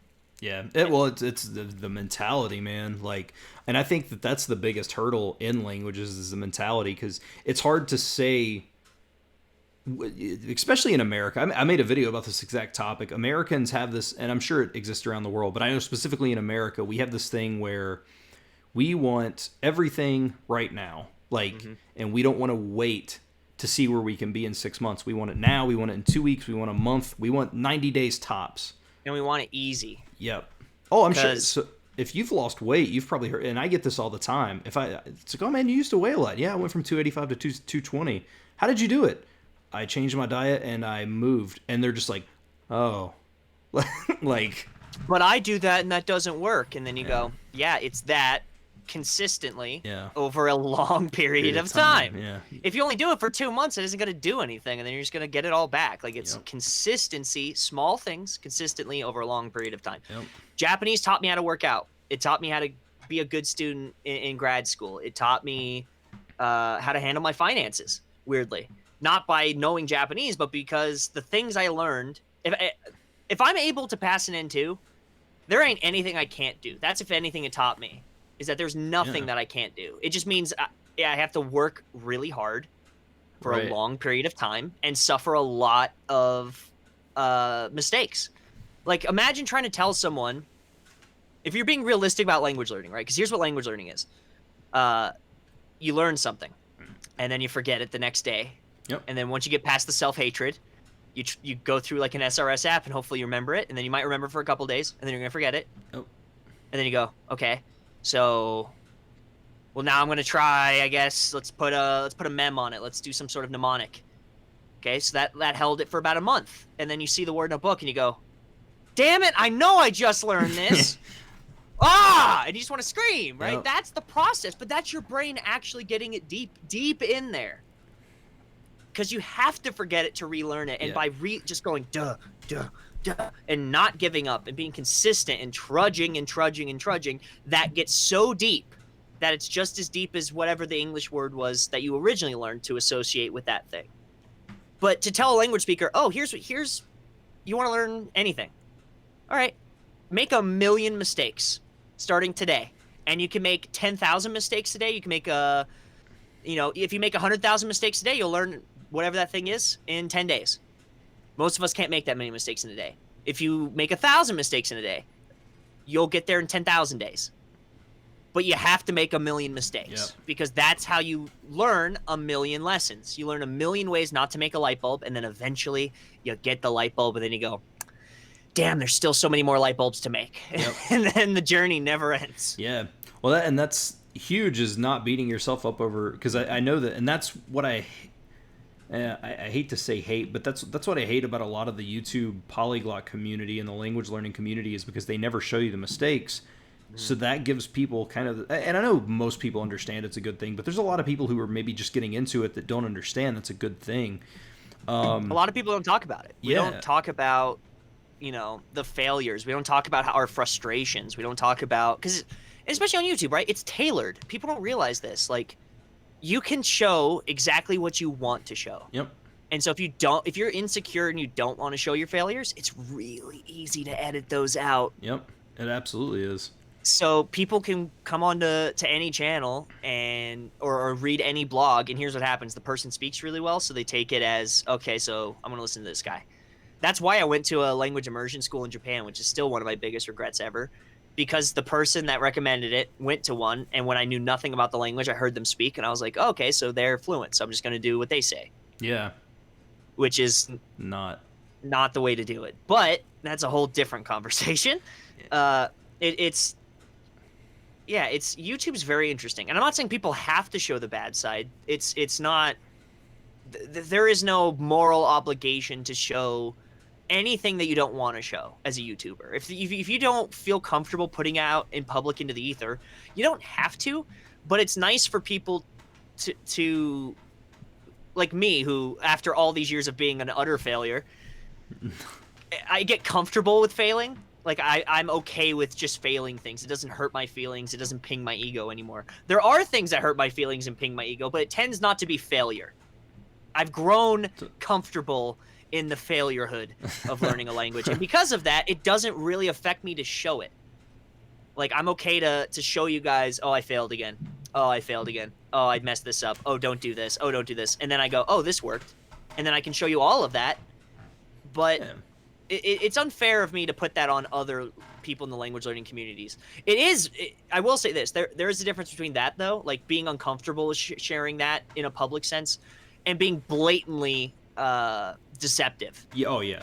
That's the thing that makes me mad, is being like, oh, I definitely did this thing in like, X amount of time, and I did, and they show you their method, and it's like so and you like lackluster, and like, half-assing it. It's like the people are like 5 minutes a day and get fluent in a year, and it's like, Yeah. what? Yeah. There's That's oh my god, that makes me so angry. there's two specific examples, and I never mentioned these people by name, but like there's a guy that released a video that he learned a specific language in 2 weeks. Or no, was it a week?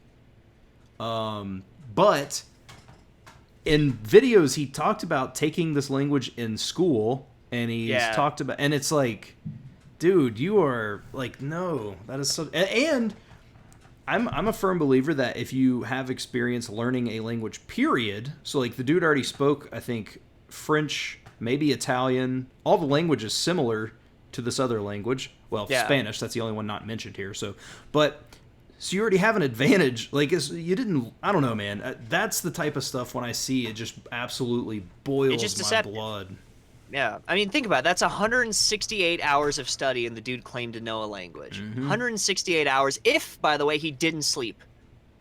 Yeah, that's 24 hours a day, 7 days. 168 hours. Yeah, that dude's just milking views and trying to sell an ebook. I'll bet you if you open his description, there's an ebook there for... Oh, he's got one. Yeah, 100%. Yeah. That's why I'm never going to put one out. Even if I have something good to say, I'll give it to someone else and go, you make money on it. Because it's just... It's not worth the fact that I'd lose people's trust. The issue isn't making money. It's the fact that, my God, it is so easy on YouTube to tailor what the experience that people see and to make them pay for things that they don't need and actually might hurt them in the long term because they read your thing and get an unrealistic expectation. Yeah.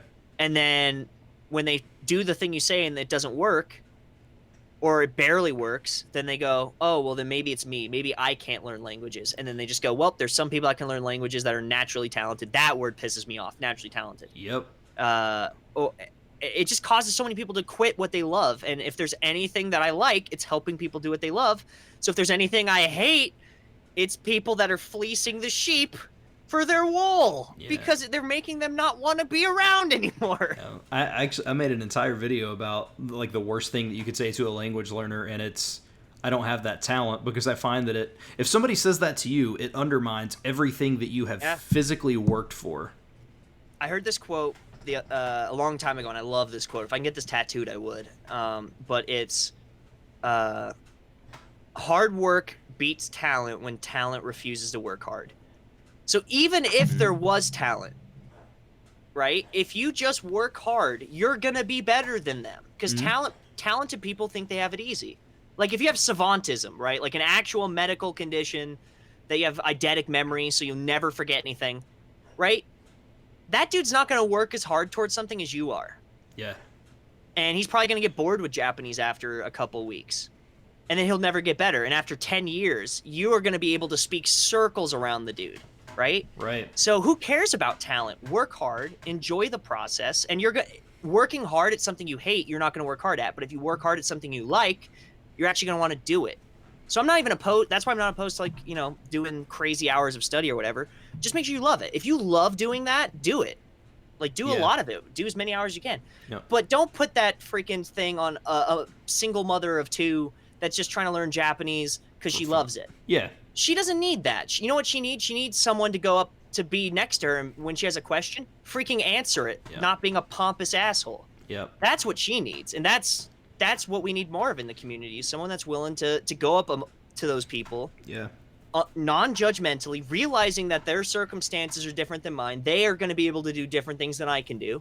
Seeing where they're at and helping them where they're at instead of where you want them to be, or this is where you should be to make it ideal. Because that doesn't help them. And that's a lot of people that I've reached out to for questions on things or anything. Most of the people that I converse with that I've met through YouTube have been super, super cool. I know most of us are. Yeah, and I know that like I was gonna try to do like the whole mass immersion approach last year around my birthday, it was 3 months before my birthday. Actually, it was in June, and or July, August, September, June. My birthday's in September. 3 months before September. And I remember I was talking to... I was on a Skype call with Matt versus Japan, and he was like, I've got, you know, like an hour, whatever. And I was like, cool. But that dude stayed on Skype with me for almost 3 hours. Yep. He got my Anki fully set up, all the add-ons that he has installed, made sure it worked. It showed like he really went out of his way. Now, this last time I approached Matt and I was like, "Hey, man, I just wanted to let you know that I'm finally buckling down and doing this." And I think this is why people can think that I think Matt expects a lot out of people and knows they can do it, and he gets frustrated when they don't. You know what I mean? So like, I was like, "Hey, man, I want you to know that I'm finally taking this serious and blah blah blah." And he was just like, he was like, "I'm gonna be honest, man. I've seen the same pattern with you a couple of times, so I don't see why this is gonna be different. But I really hope for the best." And I know that people could take that wrong, but I honestly think that in a weird way that was trying to motivate me. Yeah, I mean, so just from what me and him have talked about, right? I can't talk for him at all, Sure. or anything like that. We talked pretty much our entire conversation was personal growth. Yeah, he's very different from that combative person he used to be. Oh, He's very absolutely. different from that, like, I guess it's like PC master race, but not PC, right? Like that type of Right. person where if you own a Mac, they almost are disgusted by you. Right. He's not that. From what I've experienced with him, I actually know him. I wouldn't say, super duper well, but we do talk, and I talked to him very recently, for a couple hours. He's not that anymore, but maybe that was him trying to motivate. I don't know. I don't know him that well, but from what I experienced of him now, he's very much like me. He's like, hey, if you want to speed run it and do the MIA, awesome. And if you can only do parts of it or do whatever it is, then hey, that's better than nothing. So I don't know. That was our last conversation with something to that effect. But I don't want to speak for him. He's his own person. Like I said, I don't think he was saying anything mean, because Matt's always been insanely good to me. Like I said, I mean, just the past stuff, and I honestly think that and from his perspective, like, we don't know each other personally. I talk to him, but kind of like I would know you. Like, you've seen me in your chat, you know what I mean? But like, we don't know each other in terms of, Yeah, like, I mean, this is our first time. Well, this probably isn't the first time on voice. I probably spoke to you a couple times on Discord voice, but this is our first time, like, I guess, hanging out as much as we like, can be face to face hanging out. Yeah. This is quarantine hangouts now. So to him, sure. I mean, I do have a very continued style of habits that I portray. Why would he think I would do something different than I have for the past 10? You know what I mean? Like, so I really don't think that he meant that negatively. But I also think, in his defense, if I was him, I'd probably be pretty angry, because he gets a really bad rap, and he's one of the most proficient Japanese speakers. Yeah, out that's there. something that also is, I think, super unfair. He gets super he gets typecast and he gets a super bad rap. And here's the thing that nobody allows you online: room to grow. Yeah. As like a human being, like, I'm not the person I was when I started making videos. Right. I wasn't always this way, but I've grown, I've changed, I've learned, right? People online, if you go into certain echo chambers on Reddit, if you speak any name, it's from anybody, it's probably a curse word to somebody, right? Nobody allows people to grow and change and be, to have self experience where you could, like, look at yourself and go, I don't like these aspects of me. Like, I have to do this all the time. I do a lot of meditation, and I have to kind of look at myself and go, it's almost scary when you really look at yourself after you've been meditating for a while, and you're looking at things that are really ugly and you don't like, and you're just like, ugh, I didn't know that was part of it. And then I stop, you go back into the real world, right? You stop meditating. You have to go, well, now I have to get into the habit of changing this. And habit changing also takes time. It's just like weightlifting or changing your diet. So if someone who might have been combative like that back then, I mean, think about the amount of time it takes you to change that personality trait. So you first have to give them time to recognize it and then to change it. But you're so associated with that so many people won't even give you the time of day. And I feel for the guy. Like, he has such great points. I point people to him all the time. Yeah. But then they go, oh, is that Matt guy? I don't know, man, the age adders. I'm like, first off, I don't think he really likes a lot of the age adders either now. That's why he does MIA. Yep. Yeah, that's why he branched out. He was like, I gotta do my own thing here. Yeah, it just got so militant. It got militant on my channel. Like, Age Adders got militant with me. And I was like, I'm not even, like, talking about Age Ad. I'm not promoting it. I'm not dissing it. I have not reviewed it.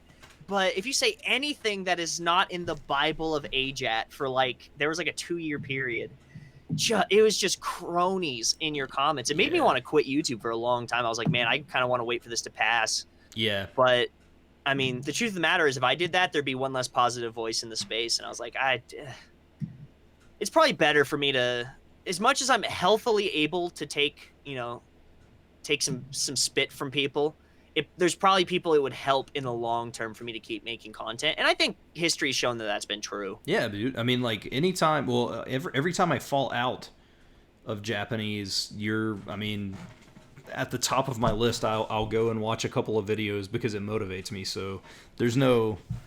I need to figure out what the that. hell I'm saying is that's motivating people, because I have no idea. It's the realness, man. I can't watch channels that you can generally tell, unless you're like the greatest method actor on the planet, you can generally tell if someone's truly genuine or not. I'm just a psychopath. I can't tell because I can't feel real feelings. Yeah, This is all a facade. But I mean, and that's what it is, man. It's just I would rather have, and again, because you've talked about struggles and this, that, and the other, so it's and the other thing is, you're not just doing it because you want to show how cool you are. You have a love and passion for Japanese and Japan. So that Just also a heads up for the internet. If I was trying to be cool, I'd make like a workout channel. Those Or something. I wouldn't make a channel about like anime and learning Japanese. That is not a really good way to be cool. That's something you do when you're passionate about something, usually. make some workout videos. You should do what was the you could do somehow you could intermix them, because there's that huge gamer body or something, that dude that's like a super hardcore gamer but it's like jacked as crap. I mean, Jack's Blade, I think, Jack's body or whatever it is. He's ripped. I'm actually kind of a part of the anime workout community. Like, I follow them a lot because I like them. Yeah. But I am working on content not on my channel. There's a Instagram model who's doing a body transformation with me. We were supposed to do it this summer, and it was going to get me into like anime character shape. Right. So that's how it was going to be. So I was going to go on her Instagram, and we were going to do updates and stuff. Sorry, I coughed. But obviously Corona, so couldn't get that done. But we'll do that eventually. We'll do a full body transformation with her. But like I said, there's a lot of better ways to be cool, and there's a lot easier ways to be famous than Japanese. Yeah. There's a lot bigger niches. I could be a gaming channel or something that could give me some recognition. Japanese tends to be not a great niche if you're trying to be widely known. Well, I've also thought about how Japanese is, like, to a lot of the younger, which you're younger than me as well, but I think a lot of people that were my age when I started learning Japanese, a lot of people who were like 19 and 20, I feel like people our age, and well, like I said, I'm a little bit older than you, but like in that kind of era, Japanese is it. And I feel like a lot of the younger generation now, Korean has taken over. Like, I feel like Korean is their Japanese. I have no idea. I know, so I was gonna take a group over to Japan this April. I do a lot of tour guiding and interpreting and stuff. They were all much younger. We had to cancel it because of Corona, so yay, right. Chad's out a lot of money this year. But I know they still wanted to go to Japan. They planned on going to Japan. But the two girls in the group, there is a group of 3, wanted to see Korea because they're huge, I don't know what you call them, Korea boos, whatever the insulting term is for girls that like K-pop or whatever. But they still wanted to see Japan. So Japan, even for people that, even if it's not cool, it's one of those places that everyone has on their bucket list, right? Everyone wants to go see the pyramids in Egypt. Everyone wants to go see the Great Wall of China, even if you don't care about the culture. Yeah. And for some reason, there's this weird attraction, even if you don't care about anime or anything, to go see like Japan and Mount Fuji and Tokyo. Just even if it's like in the ether of like, sometime in my lifetime, I'd like to go see Japan before I die. It's always on that list for some reason, even if you can't exactly pin down why. Yeah. I think it's because it's, and this sounds really stupid when you say it, but like, I think it's because it is so foreign. Because like, if you go to Mexico, even though it's different, it's still pretty similar. Yeah, I mean, it's geographically, you could get Mexico in parts of America. Yeah. Geographically speaking, and culturally speaking, Denver has a huge Hispanic population. There is a little Mexico in Denver. If I wanted to go feel like what it's like to be in Cabo San Lucas right now, I go down there. And I've been to Mexico like 4 or 5 times. It's about the same. Yep. It's But yeah, about the same, except right now it's probably a bit safer to be here. yeah. But then yeah, Japan is just so different, like culturally and everything. So I think it's cool. Yeah, and Um. people grow up learning about like ninjas and samurais, and Oh you see yeah. Mount Fuji and geishas and stuff, and so people just go, "Oh yeah, man, sake bombs in Tokyo. Let's go do it, bro. Yeah, bro, let's go do it. Come Yep. on." Yep. And you And always get the those people over there. That's why I hate going to Tokyo. There's a lot of dude bros there, and that's coming from a Chad, by the way. There's a lot of dude bros in Tokyo. Don't go there. Go to any other major city. yeah. My friend that lives over there. I can't remember the city that it's in, but he lives. I think he's like 2 hours from Tokyo. Good for him. So, and I He's know a man of culture. He's a gentleman and a scholar, and I respect him. yeah. Dude, you know how many people have asked me to like collab on videos, and I'm like, cool, because these people are like bigger than me, but they're like, so you got to come to Tokyo. That's where my space is. I'm like, yeah, I'm not gonna do that. I'd rather just not get the promotion. I hate Tokyo that much. That's crazy. Like I won't go. I hate Tokyo. I feel like because I was gonna go to Japan this year and that failed. And, The Rona. Yeah, Another one bites the dust. but and I feel like I would. There's several places I want to go. I really want to go to Sapporo. To drink Sapporo. Hokkaido's great. Like, Well, I mean that, but it's also great crab. Like they have giant crab. Was it the giant Dungeness crab? Mhm. Is that what it's called? I mean, it's like Interesting. 18 feet long. You can eat those things. The crab legs are like the babies are like that big. They're Yeah. huge. Like you can get. It looks like a human femur. It's awesome. That sounds cool. I need to look some of that stuff up because I have a YouTube. I actually set up a YouTube channel under the same email, but where it was a different channel, and it was specifically in Japanese. I set my name in Japanese, and like, which also, fun fact, I don't know if I know you can't. You're not supposed to give yourself a name, but as of right now, my Japanese YouTube channel is oh well, I forgot the word. There we go. See, failure. Learning. No. It's You guys are watching it in process. yeah, Tejinashi. So Tejinashi? which is like magician because I used to do a bunch of like card tricks and that's actually magician, not like Teijinasi. Tejinashi. Yeah. Yeah, Teijina like magic, and then she the person who does the magic. Right. Yeah. So and it's Oh. like it literally and that's like not like sorcery or wizardry. It's like literally it's- magician or illusionist. Yeah, it's like a rabbit dude coming out. Yeah, because Yeah. Teijina is literally like hand magic. It's literally like hand, and then the kanji for like a thing, right? So you're Yep. like, dun, dun, dun, dun, dun, dun, dun, boop, and then the animal pops Boom. out like that. Okay. Yeah, Tejinashi. So I have that because all I watch on that channel is Japanese. That way, if I get into a YouTube rabbit hole, it doesn't matter. It's all in Japanese, so it's immersive. Yeah, your recommendations will be in Japanese and all Yeah. that stuff. Yeah. I really do need to make a private YouTube channel. I literally can't go to sleep because my phone just will go off Ding. the hook all night from Notifications. whenever I get notification. And again, did not intend for this channel to get this big. I'm literally about to round 15,000. Never thought that was gonna happen, and now it's starting to bite me in the ass. So I probably need to get out of my account on my phone and make like a personal account so I just can go to sleep well. Yeah. Well, because you almost become like I don't look at it and think, oh my gosh, I'm not growing. When I look at it every day, I'm always like, man, why are people? I mean, I'm happy, but like, why are people following me? This was really cool. Yeah, I think that today. Like, you wake up every day and go, I'm just waiting for people to realize how much of a sham I am, and it's all made up, and I'm not actually, why would anyone follow me? There's so many better people than me to follow, and for some reason, they're still here. Yep. Like, I had a great long talk with another buddy of mine that's a creator about,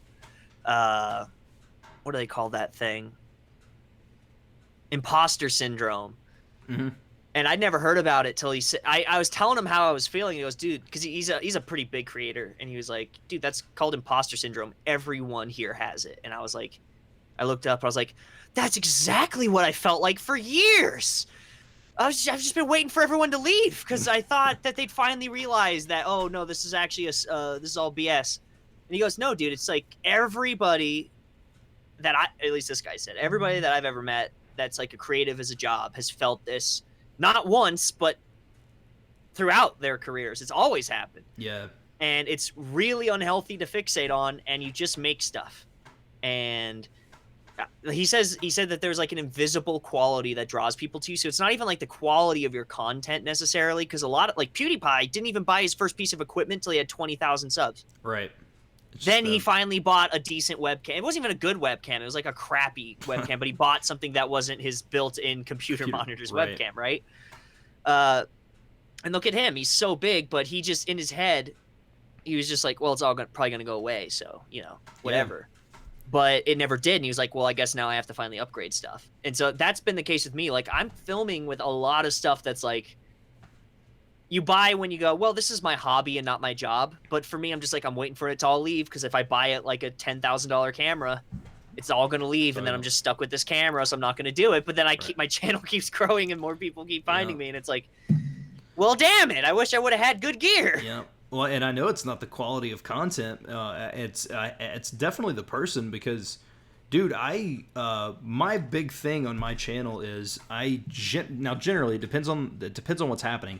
90% of the time I don't edit at all. There's no script, and it's because I like to speak from my mind, because I feel like that's the easiest way to get the most accurate information, because I don't have notes where I could fib stuff a little bit. And I'll even leave in, I don't even edit out me popping down to turn my camera off. Like, I'll leave everything in, so that's the full, all-encompassing everything. So I know it's not like, I know people aren't watching me because I edit video. I can edit. I have on my main channel, I did daily vlogs for 650 days. Wow. And I'm talking like music. I mean, I couldn't do that. The whole thing. So I can edit. Yeah. But on here, I just choose not to, man. I just let it go. Bro, I have a podcast where literally our most recent episode was us rating the hotness of each other's mothers for like an hour. And that somehow got 200 subs. And I've never promoted that.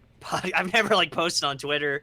That podcast is like, if you find it, you find it. And if you don't, you don't. But for some reason, people just, there's barely any editing. It's literally just a picture drawn by my buddy Clayton and then the audio.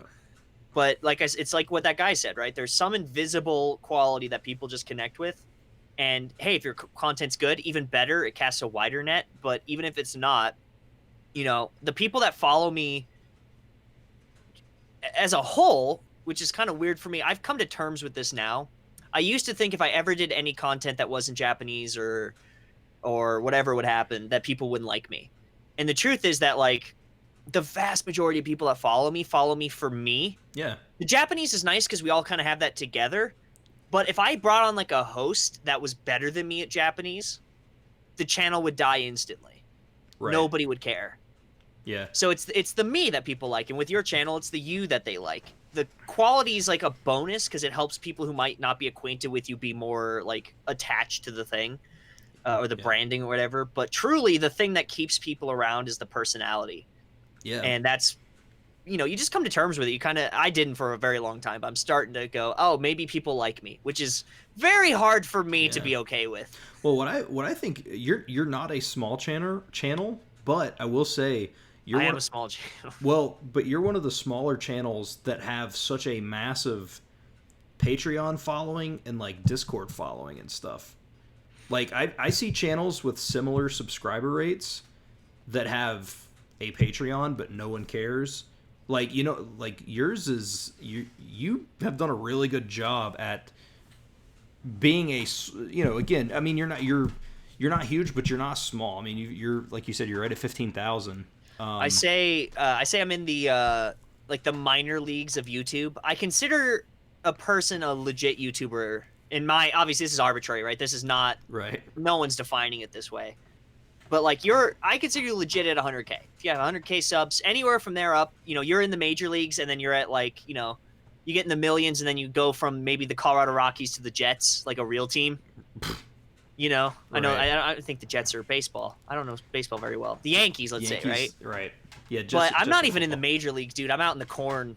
I'm in the corn league of YouTube. Not that I'm not grateful for it. Like, it's cool. But like in the scale of things, if I tell someone I'm a YouTuber as a job, which is true, their image is PewDiePie. Their image is, Game Grumps or whatever. Right. And then they go and they see 14,000. And what do you average on views? 6,000 views a video. It's like it's nothing. So I'm in the minor leagues of YouTube. Yeah, but you know, a lot of good people start in the minor leagues. This is a real story. If you go to Cal Ripken Jr., if you go to, you know, one of the most Cal Ripken Jr. I'm going to do this as you tell the story. Cal Ripken Jr. Cal Ripken Jr., right? One of the most famous baseball players of all time, played for the Baltimore Orioles. Do you know where he started playing baseball? By the corn. He played for my hometown minor league baseball team, the Bluefield Orioles, which are now the Bluefield Blue Jays. That's cool. Yeah, if you do Control F and type Bluefield, he played for, I think it was only a year, maybe not even a full set, because he advanced super quickly, obviously, but he did, man. He played games here in my hometown for they're called like, they're not even like the AAA, single A, double A, or whatever any of that's like. They're like, it's like the bottom of bottom. Yeah, it's like you're not in high school or college anymore, but you still want to play. Yep. Yeah, that's where you start. Yeah. And then there's another dude in Major League Baseball right now that played down here, and it's actually it was another huge baseball player, Vladimir Guerrero. It was his son played here. Okay. So, but I don't know if you heard that story, but there was a guy. The only reason I know the story is because it happened in Denver. There was a guy, or I think it happened in Denver. There was a guy at a Rockies game, and they had this thing where you could it was almost like a promotion thing where they would give people in the audience a ball and you'd throw it and you get to see how fast you are compared to a pro. Mm-hmm. And there's a video. This girl took a video of her brother. They were just at the game. He sets his beer down because he was just watching the game, and he goes up and he's throwing 95-mile-an-hour balls. And he got signed to a team. Yeah. And I was like, hot damn, that'd be sweet. If only I was talented enough that someone would come across my channel and blow it up. Yep. But nope, I get the slow grind, and that's totally fine with me. No, it's all good, I like man. the slow grind. It's, you know what's nice about being small? I'm small enough still that I know the people in my comments. Yeah, absolutely. Which, all of them, which is cool. If you're a regular commenter, I know you. I remember your image. I remember your name. And a lot of the time I'm on I'm sure you've seen this on either Anime Nights or whatever. I'm on a first name basis with a lot of people whose accounts don't have their first name on it. Mm-hmm. Because I just know them. Yeah. And so it's really nice being small because I could actually get to know people. No, absolutely. 100%. And the minute, if I get so big that it's just imagine you upload something, gets 100,000 views and 9,000 comments. How could you even possibly? Yeah. So I'm in this really sweet zone that I'm big enough that, I can support myself loving what I do. And I get to help. It's also good because I get to help more people, right? The broader of a net I have, the more positivity I can spread, the more people I can help and encourage, the more interviews like this I can have, right? Yeah. But it also means that if I do keep going and I do keep growing, the ability for me to do this will slowly decrease. So I'm really savoring the moment of being able to hang out and talk to people fully. And who knows, maybe I'll never get big and that never happens. That's totally okay with me because I like where I'm at now. My house is paid and I get to help people. Yeah. I couldn't ask for more. I'm the happiest I've ever been. I'm anxious to see what happens, if you can get with, like I said, I shot an interview with Lindy for her channel.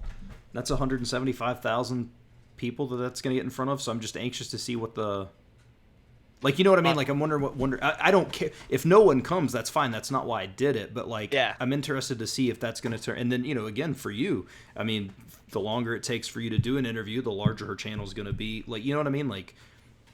Yeah, I actually wrote her right after she said that. Obviously, our time zones are really different, so I wrote her a little bit before. Not that this is so insider baseball. We've talked before. Mm-hmm. I actually might as well retweet your thing. We've talked before. I actually DM'd her when I was trying to find a Dutch speaker. She was one of the people. I was like, hey, could you help me find a Dutch speaker for this gag? And she goes, I know just the people. And so she gave me some names. But and we've talked a little bit here and there. We're not friends by any means, but we're kind of aware. We're on our peripheries, right? Yeah. Oh, yeah. But she finally was like, dude, I'd love to make a video with you. And right when I saw that, I was like, oh, this would be so fun. Because when I was in Fukuoka this last time, it was in October. The Polyglot conference was there. Mm-hmm. And she was there. And I just wanted to hang out, go get ramen, show her my town, go just talk and have fun, have nothing to do with videos. There's a lot of people who I mean, it's fine, whatever. But there's a lot of people who the only time they'll want to actually hang out or talk or participate in your life at all is when they want to make content with you because they want your viewers. Right. And like people like you, one of the reasons I'm totally down to do the stream is because you've never asked me to do one and you've been in my community forever. Like you've been participating. You like give a damn about my life and what I do. Yeah, and then you're finally like, hey, can we like talk? And I'm like, yes, let's do it Thursday. Yeah. No, I'm super happy, man. And that's like, you know, and that's hopefully you see that because I try to make the Twitch stream. Of course, we're a couple of hours different, so you know sometimes I may be late or leave a little bit early, depending on my sleep schedule or whatever. But I enjoy hanging out, and I thought you can tell from your personality through the stream. I was like, I could talk to Chad, I'm sure, for an hour and 59 minutes right now. You know what I mean? Like is it already 2 hours? Mm-hmm. Oh, 2 hours. Nice. So, dude, I can as long as you're. And it doesn't have to be about Japanese. If you're passionate about something, I could talk to you forever. Yeah. Like just keep telling me, keep talking to me. Get me excited about what excites you. If you like underwater basket weaving. Okay, why do you like I'm really curious now. Why? Right. What on earth got you into underwater basket weaving? Yep. And like I could sit there and talk about it for hours cuz like I'm just a person. I'm a very simple person. I love and respect people that love and respect something. Yeah. And when I see that in people, you're a kindred soul to me. We're cut from the same cloth. Well, like talk to me forever, be my friend, let's hang out. Like if you were in Colorado, we could do this in person. I don't care. Let's go. Yeah. We'll go to the Ren Fair. We'll film something in dumb costumes and get 100 views on it, but still be happy because we're laughing the whole time. Well, and my big thing is I enjoy talking to people who enjoy, like you said, who have a love of something, because at least they have a love of something. There's so much hate and negativity in the world. Like, just be happy. I don't care what you're happy about. Just be happy. And if you're not happy right now, find something to be happy about. Keep trying stuff. Keep trying new stuff. Like, I tried the Highland games not because I like throwing a tree. I was just like, I've never tried this before. Maybe I'll like it. Yeah. And then if I don't like it, I won't do it. Like, I tried soccer. Didn't like it. Too much running. And then I tried rugby, and I was like, this is good. It's running, but it's other stuff, and I like the other stuff, so I like rugby. Yeah. And then I got into the Highland games because I was like, I don't know, a lot of the guys that play rugby like the Highland games. Maybe I'll like the Highland games. And then I started wearing a kilt and liking that, and it was fun. And now I'm like, okay, let's try something else. Like I'm thinking about trying out for an Australian football team here. Do it. Yeah, man. So yeah, I just like things and I like doing things. Like I brew my own soda, by the way. This is home brewed. This is a cherry soda.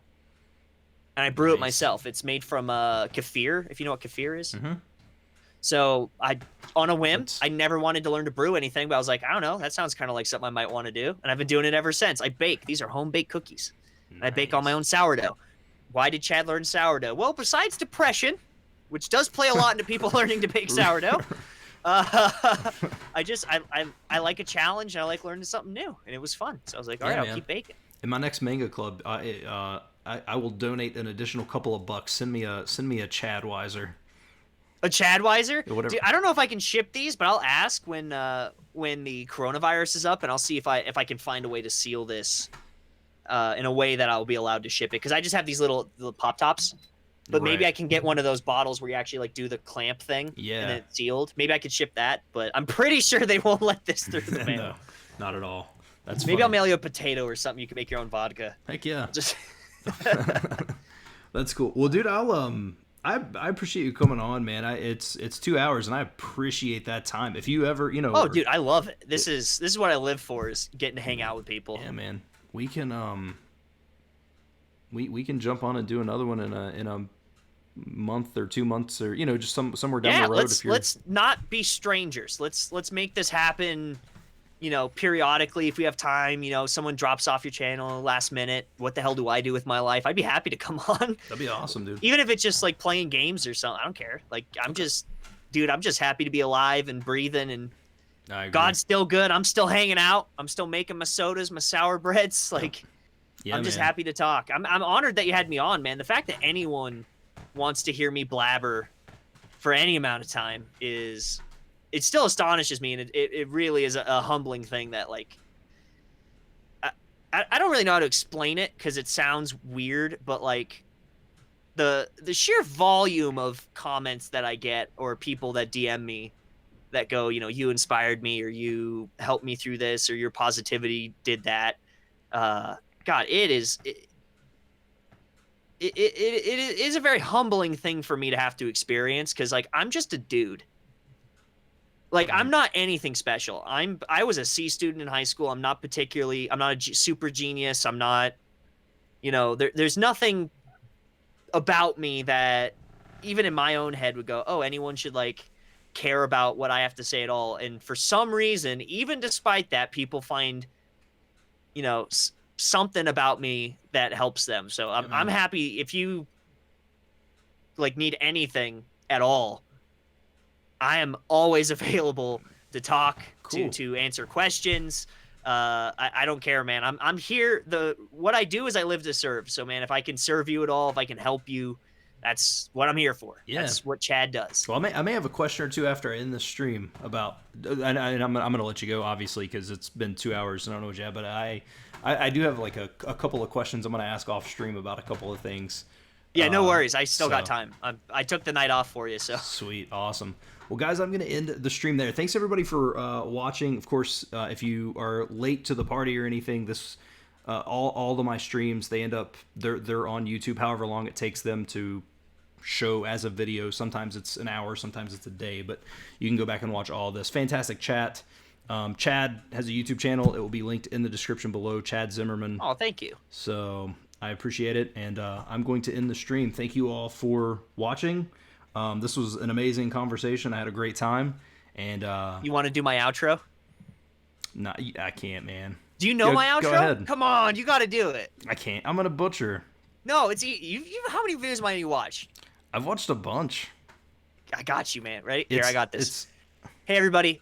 Thank you so much for watching. If you have any questions, comments, concerns, or compliments, leave them in the comment box down below. I'll have Seabolt over here read all of them. You can catch when's your streams? Well, it's just random right now. You can catch his streams over at twitch.tv/. Well, these are on YouTube. On YouTube, what's your YouTube URL? Help me out here. I'm trying to help you. It's just I don't even have a URL, man. It's just Seabolt Speaks. Seabolt Speaks. Go check him out on Seabolt Speaks. All right. Thank you all so much. Love hard, love deep, and I'll see you all next week. Boom. Bye-bye.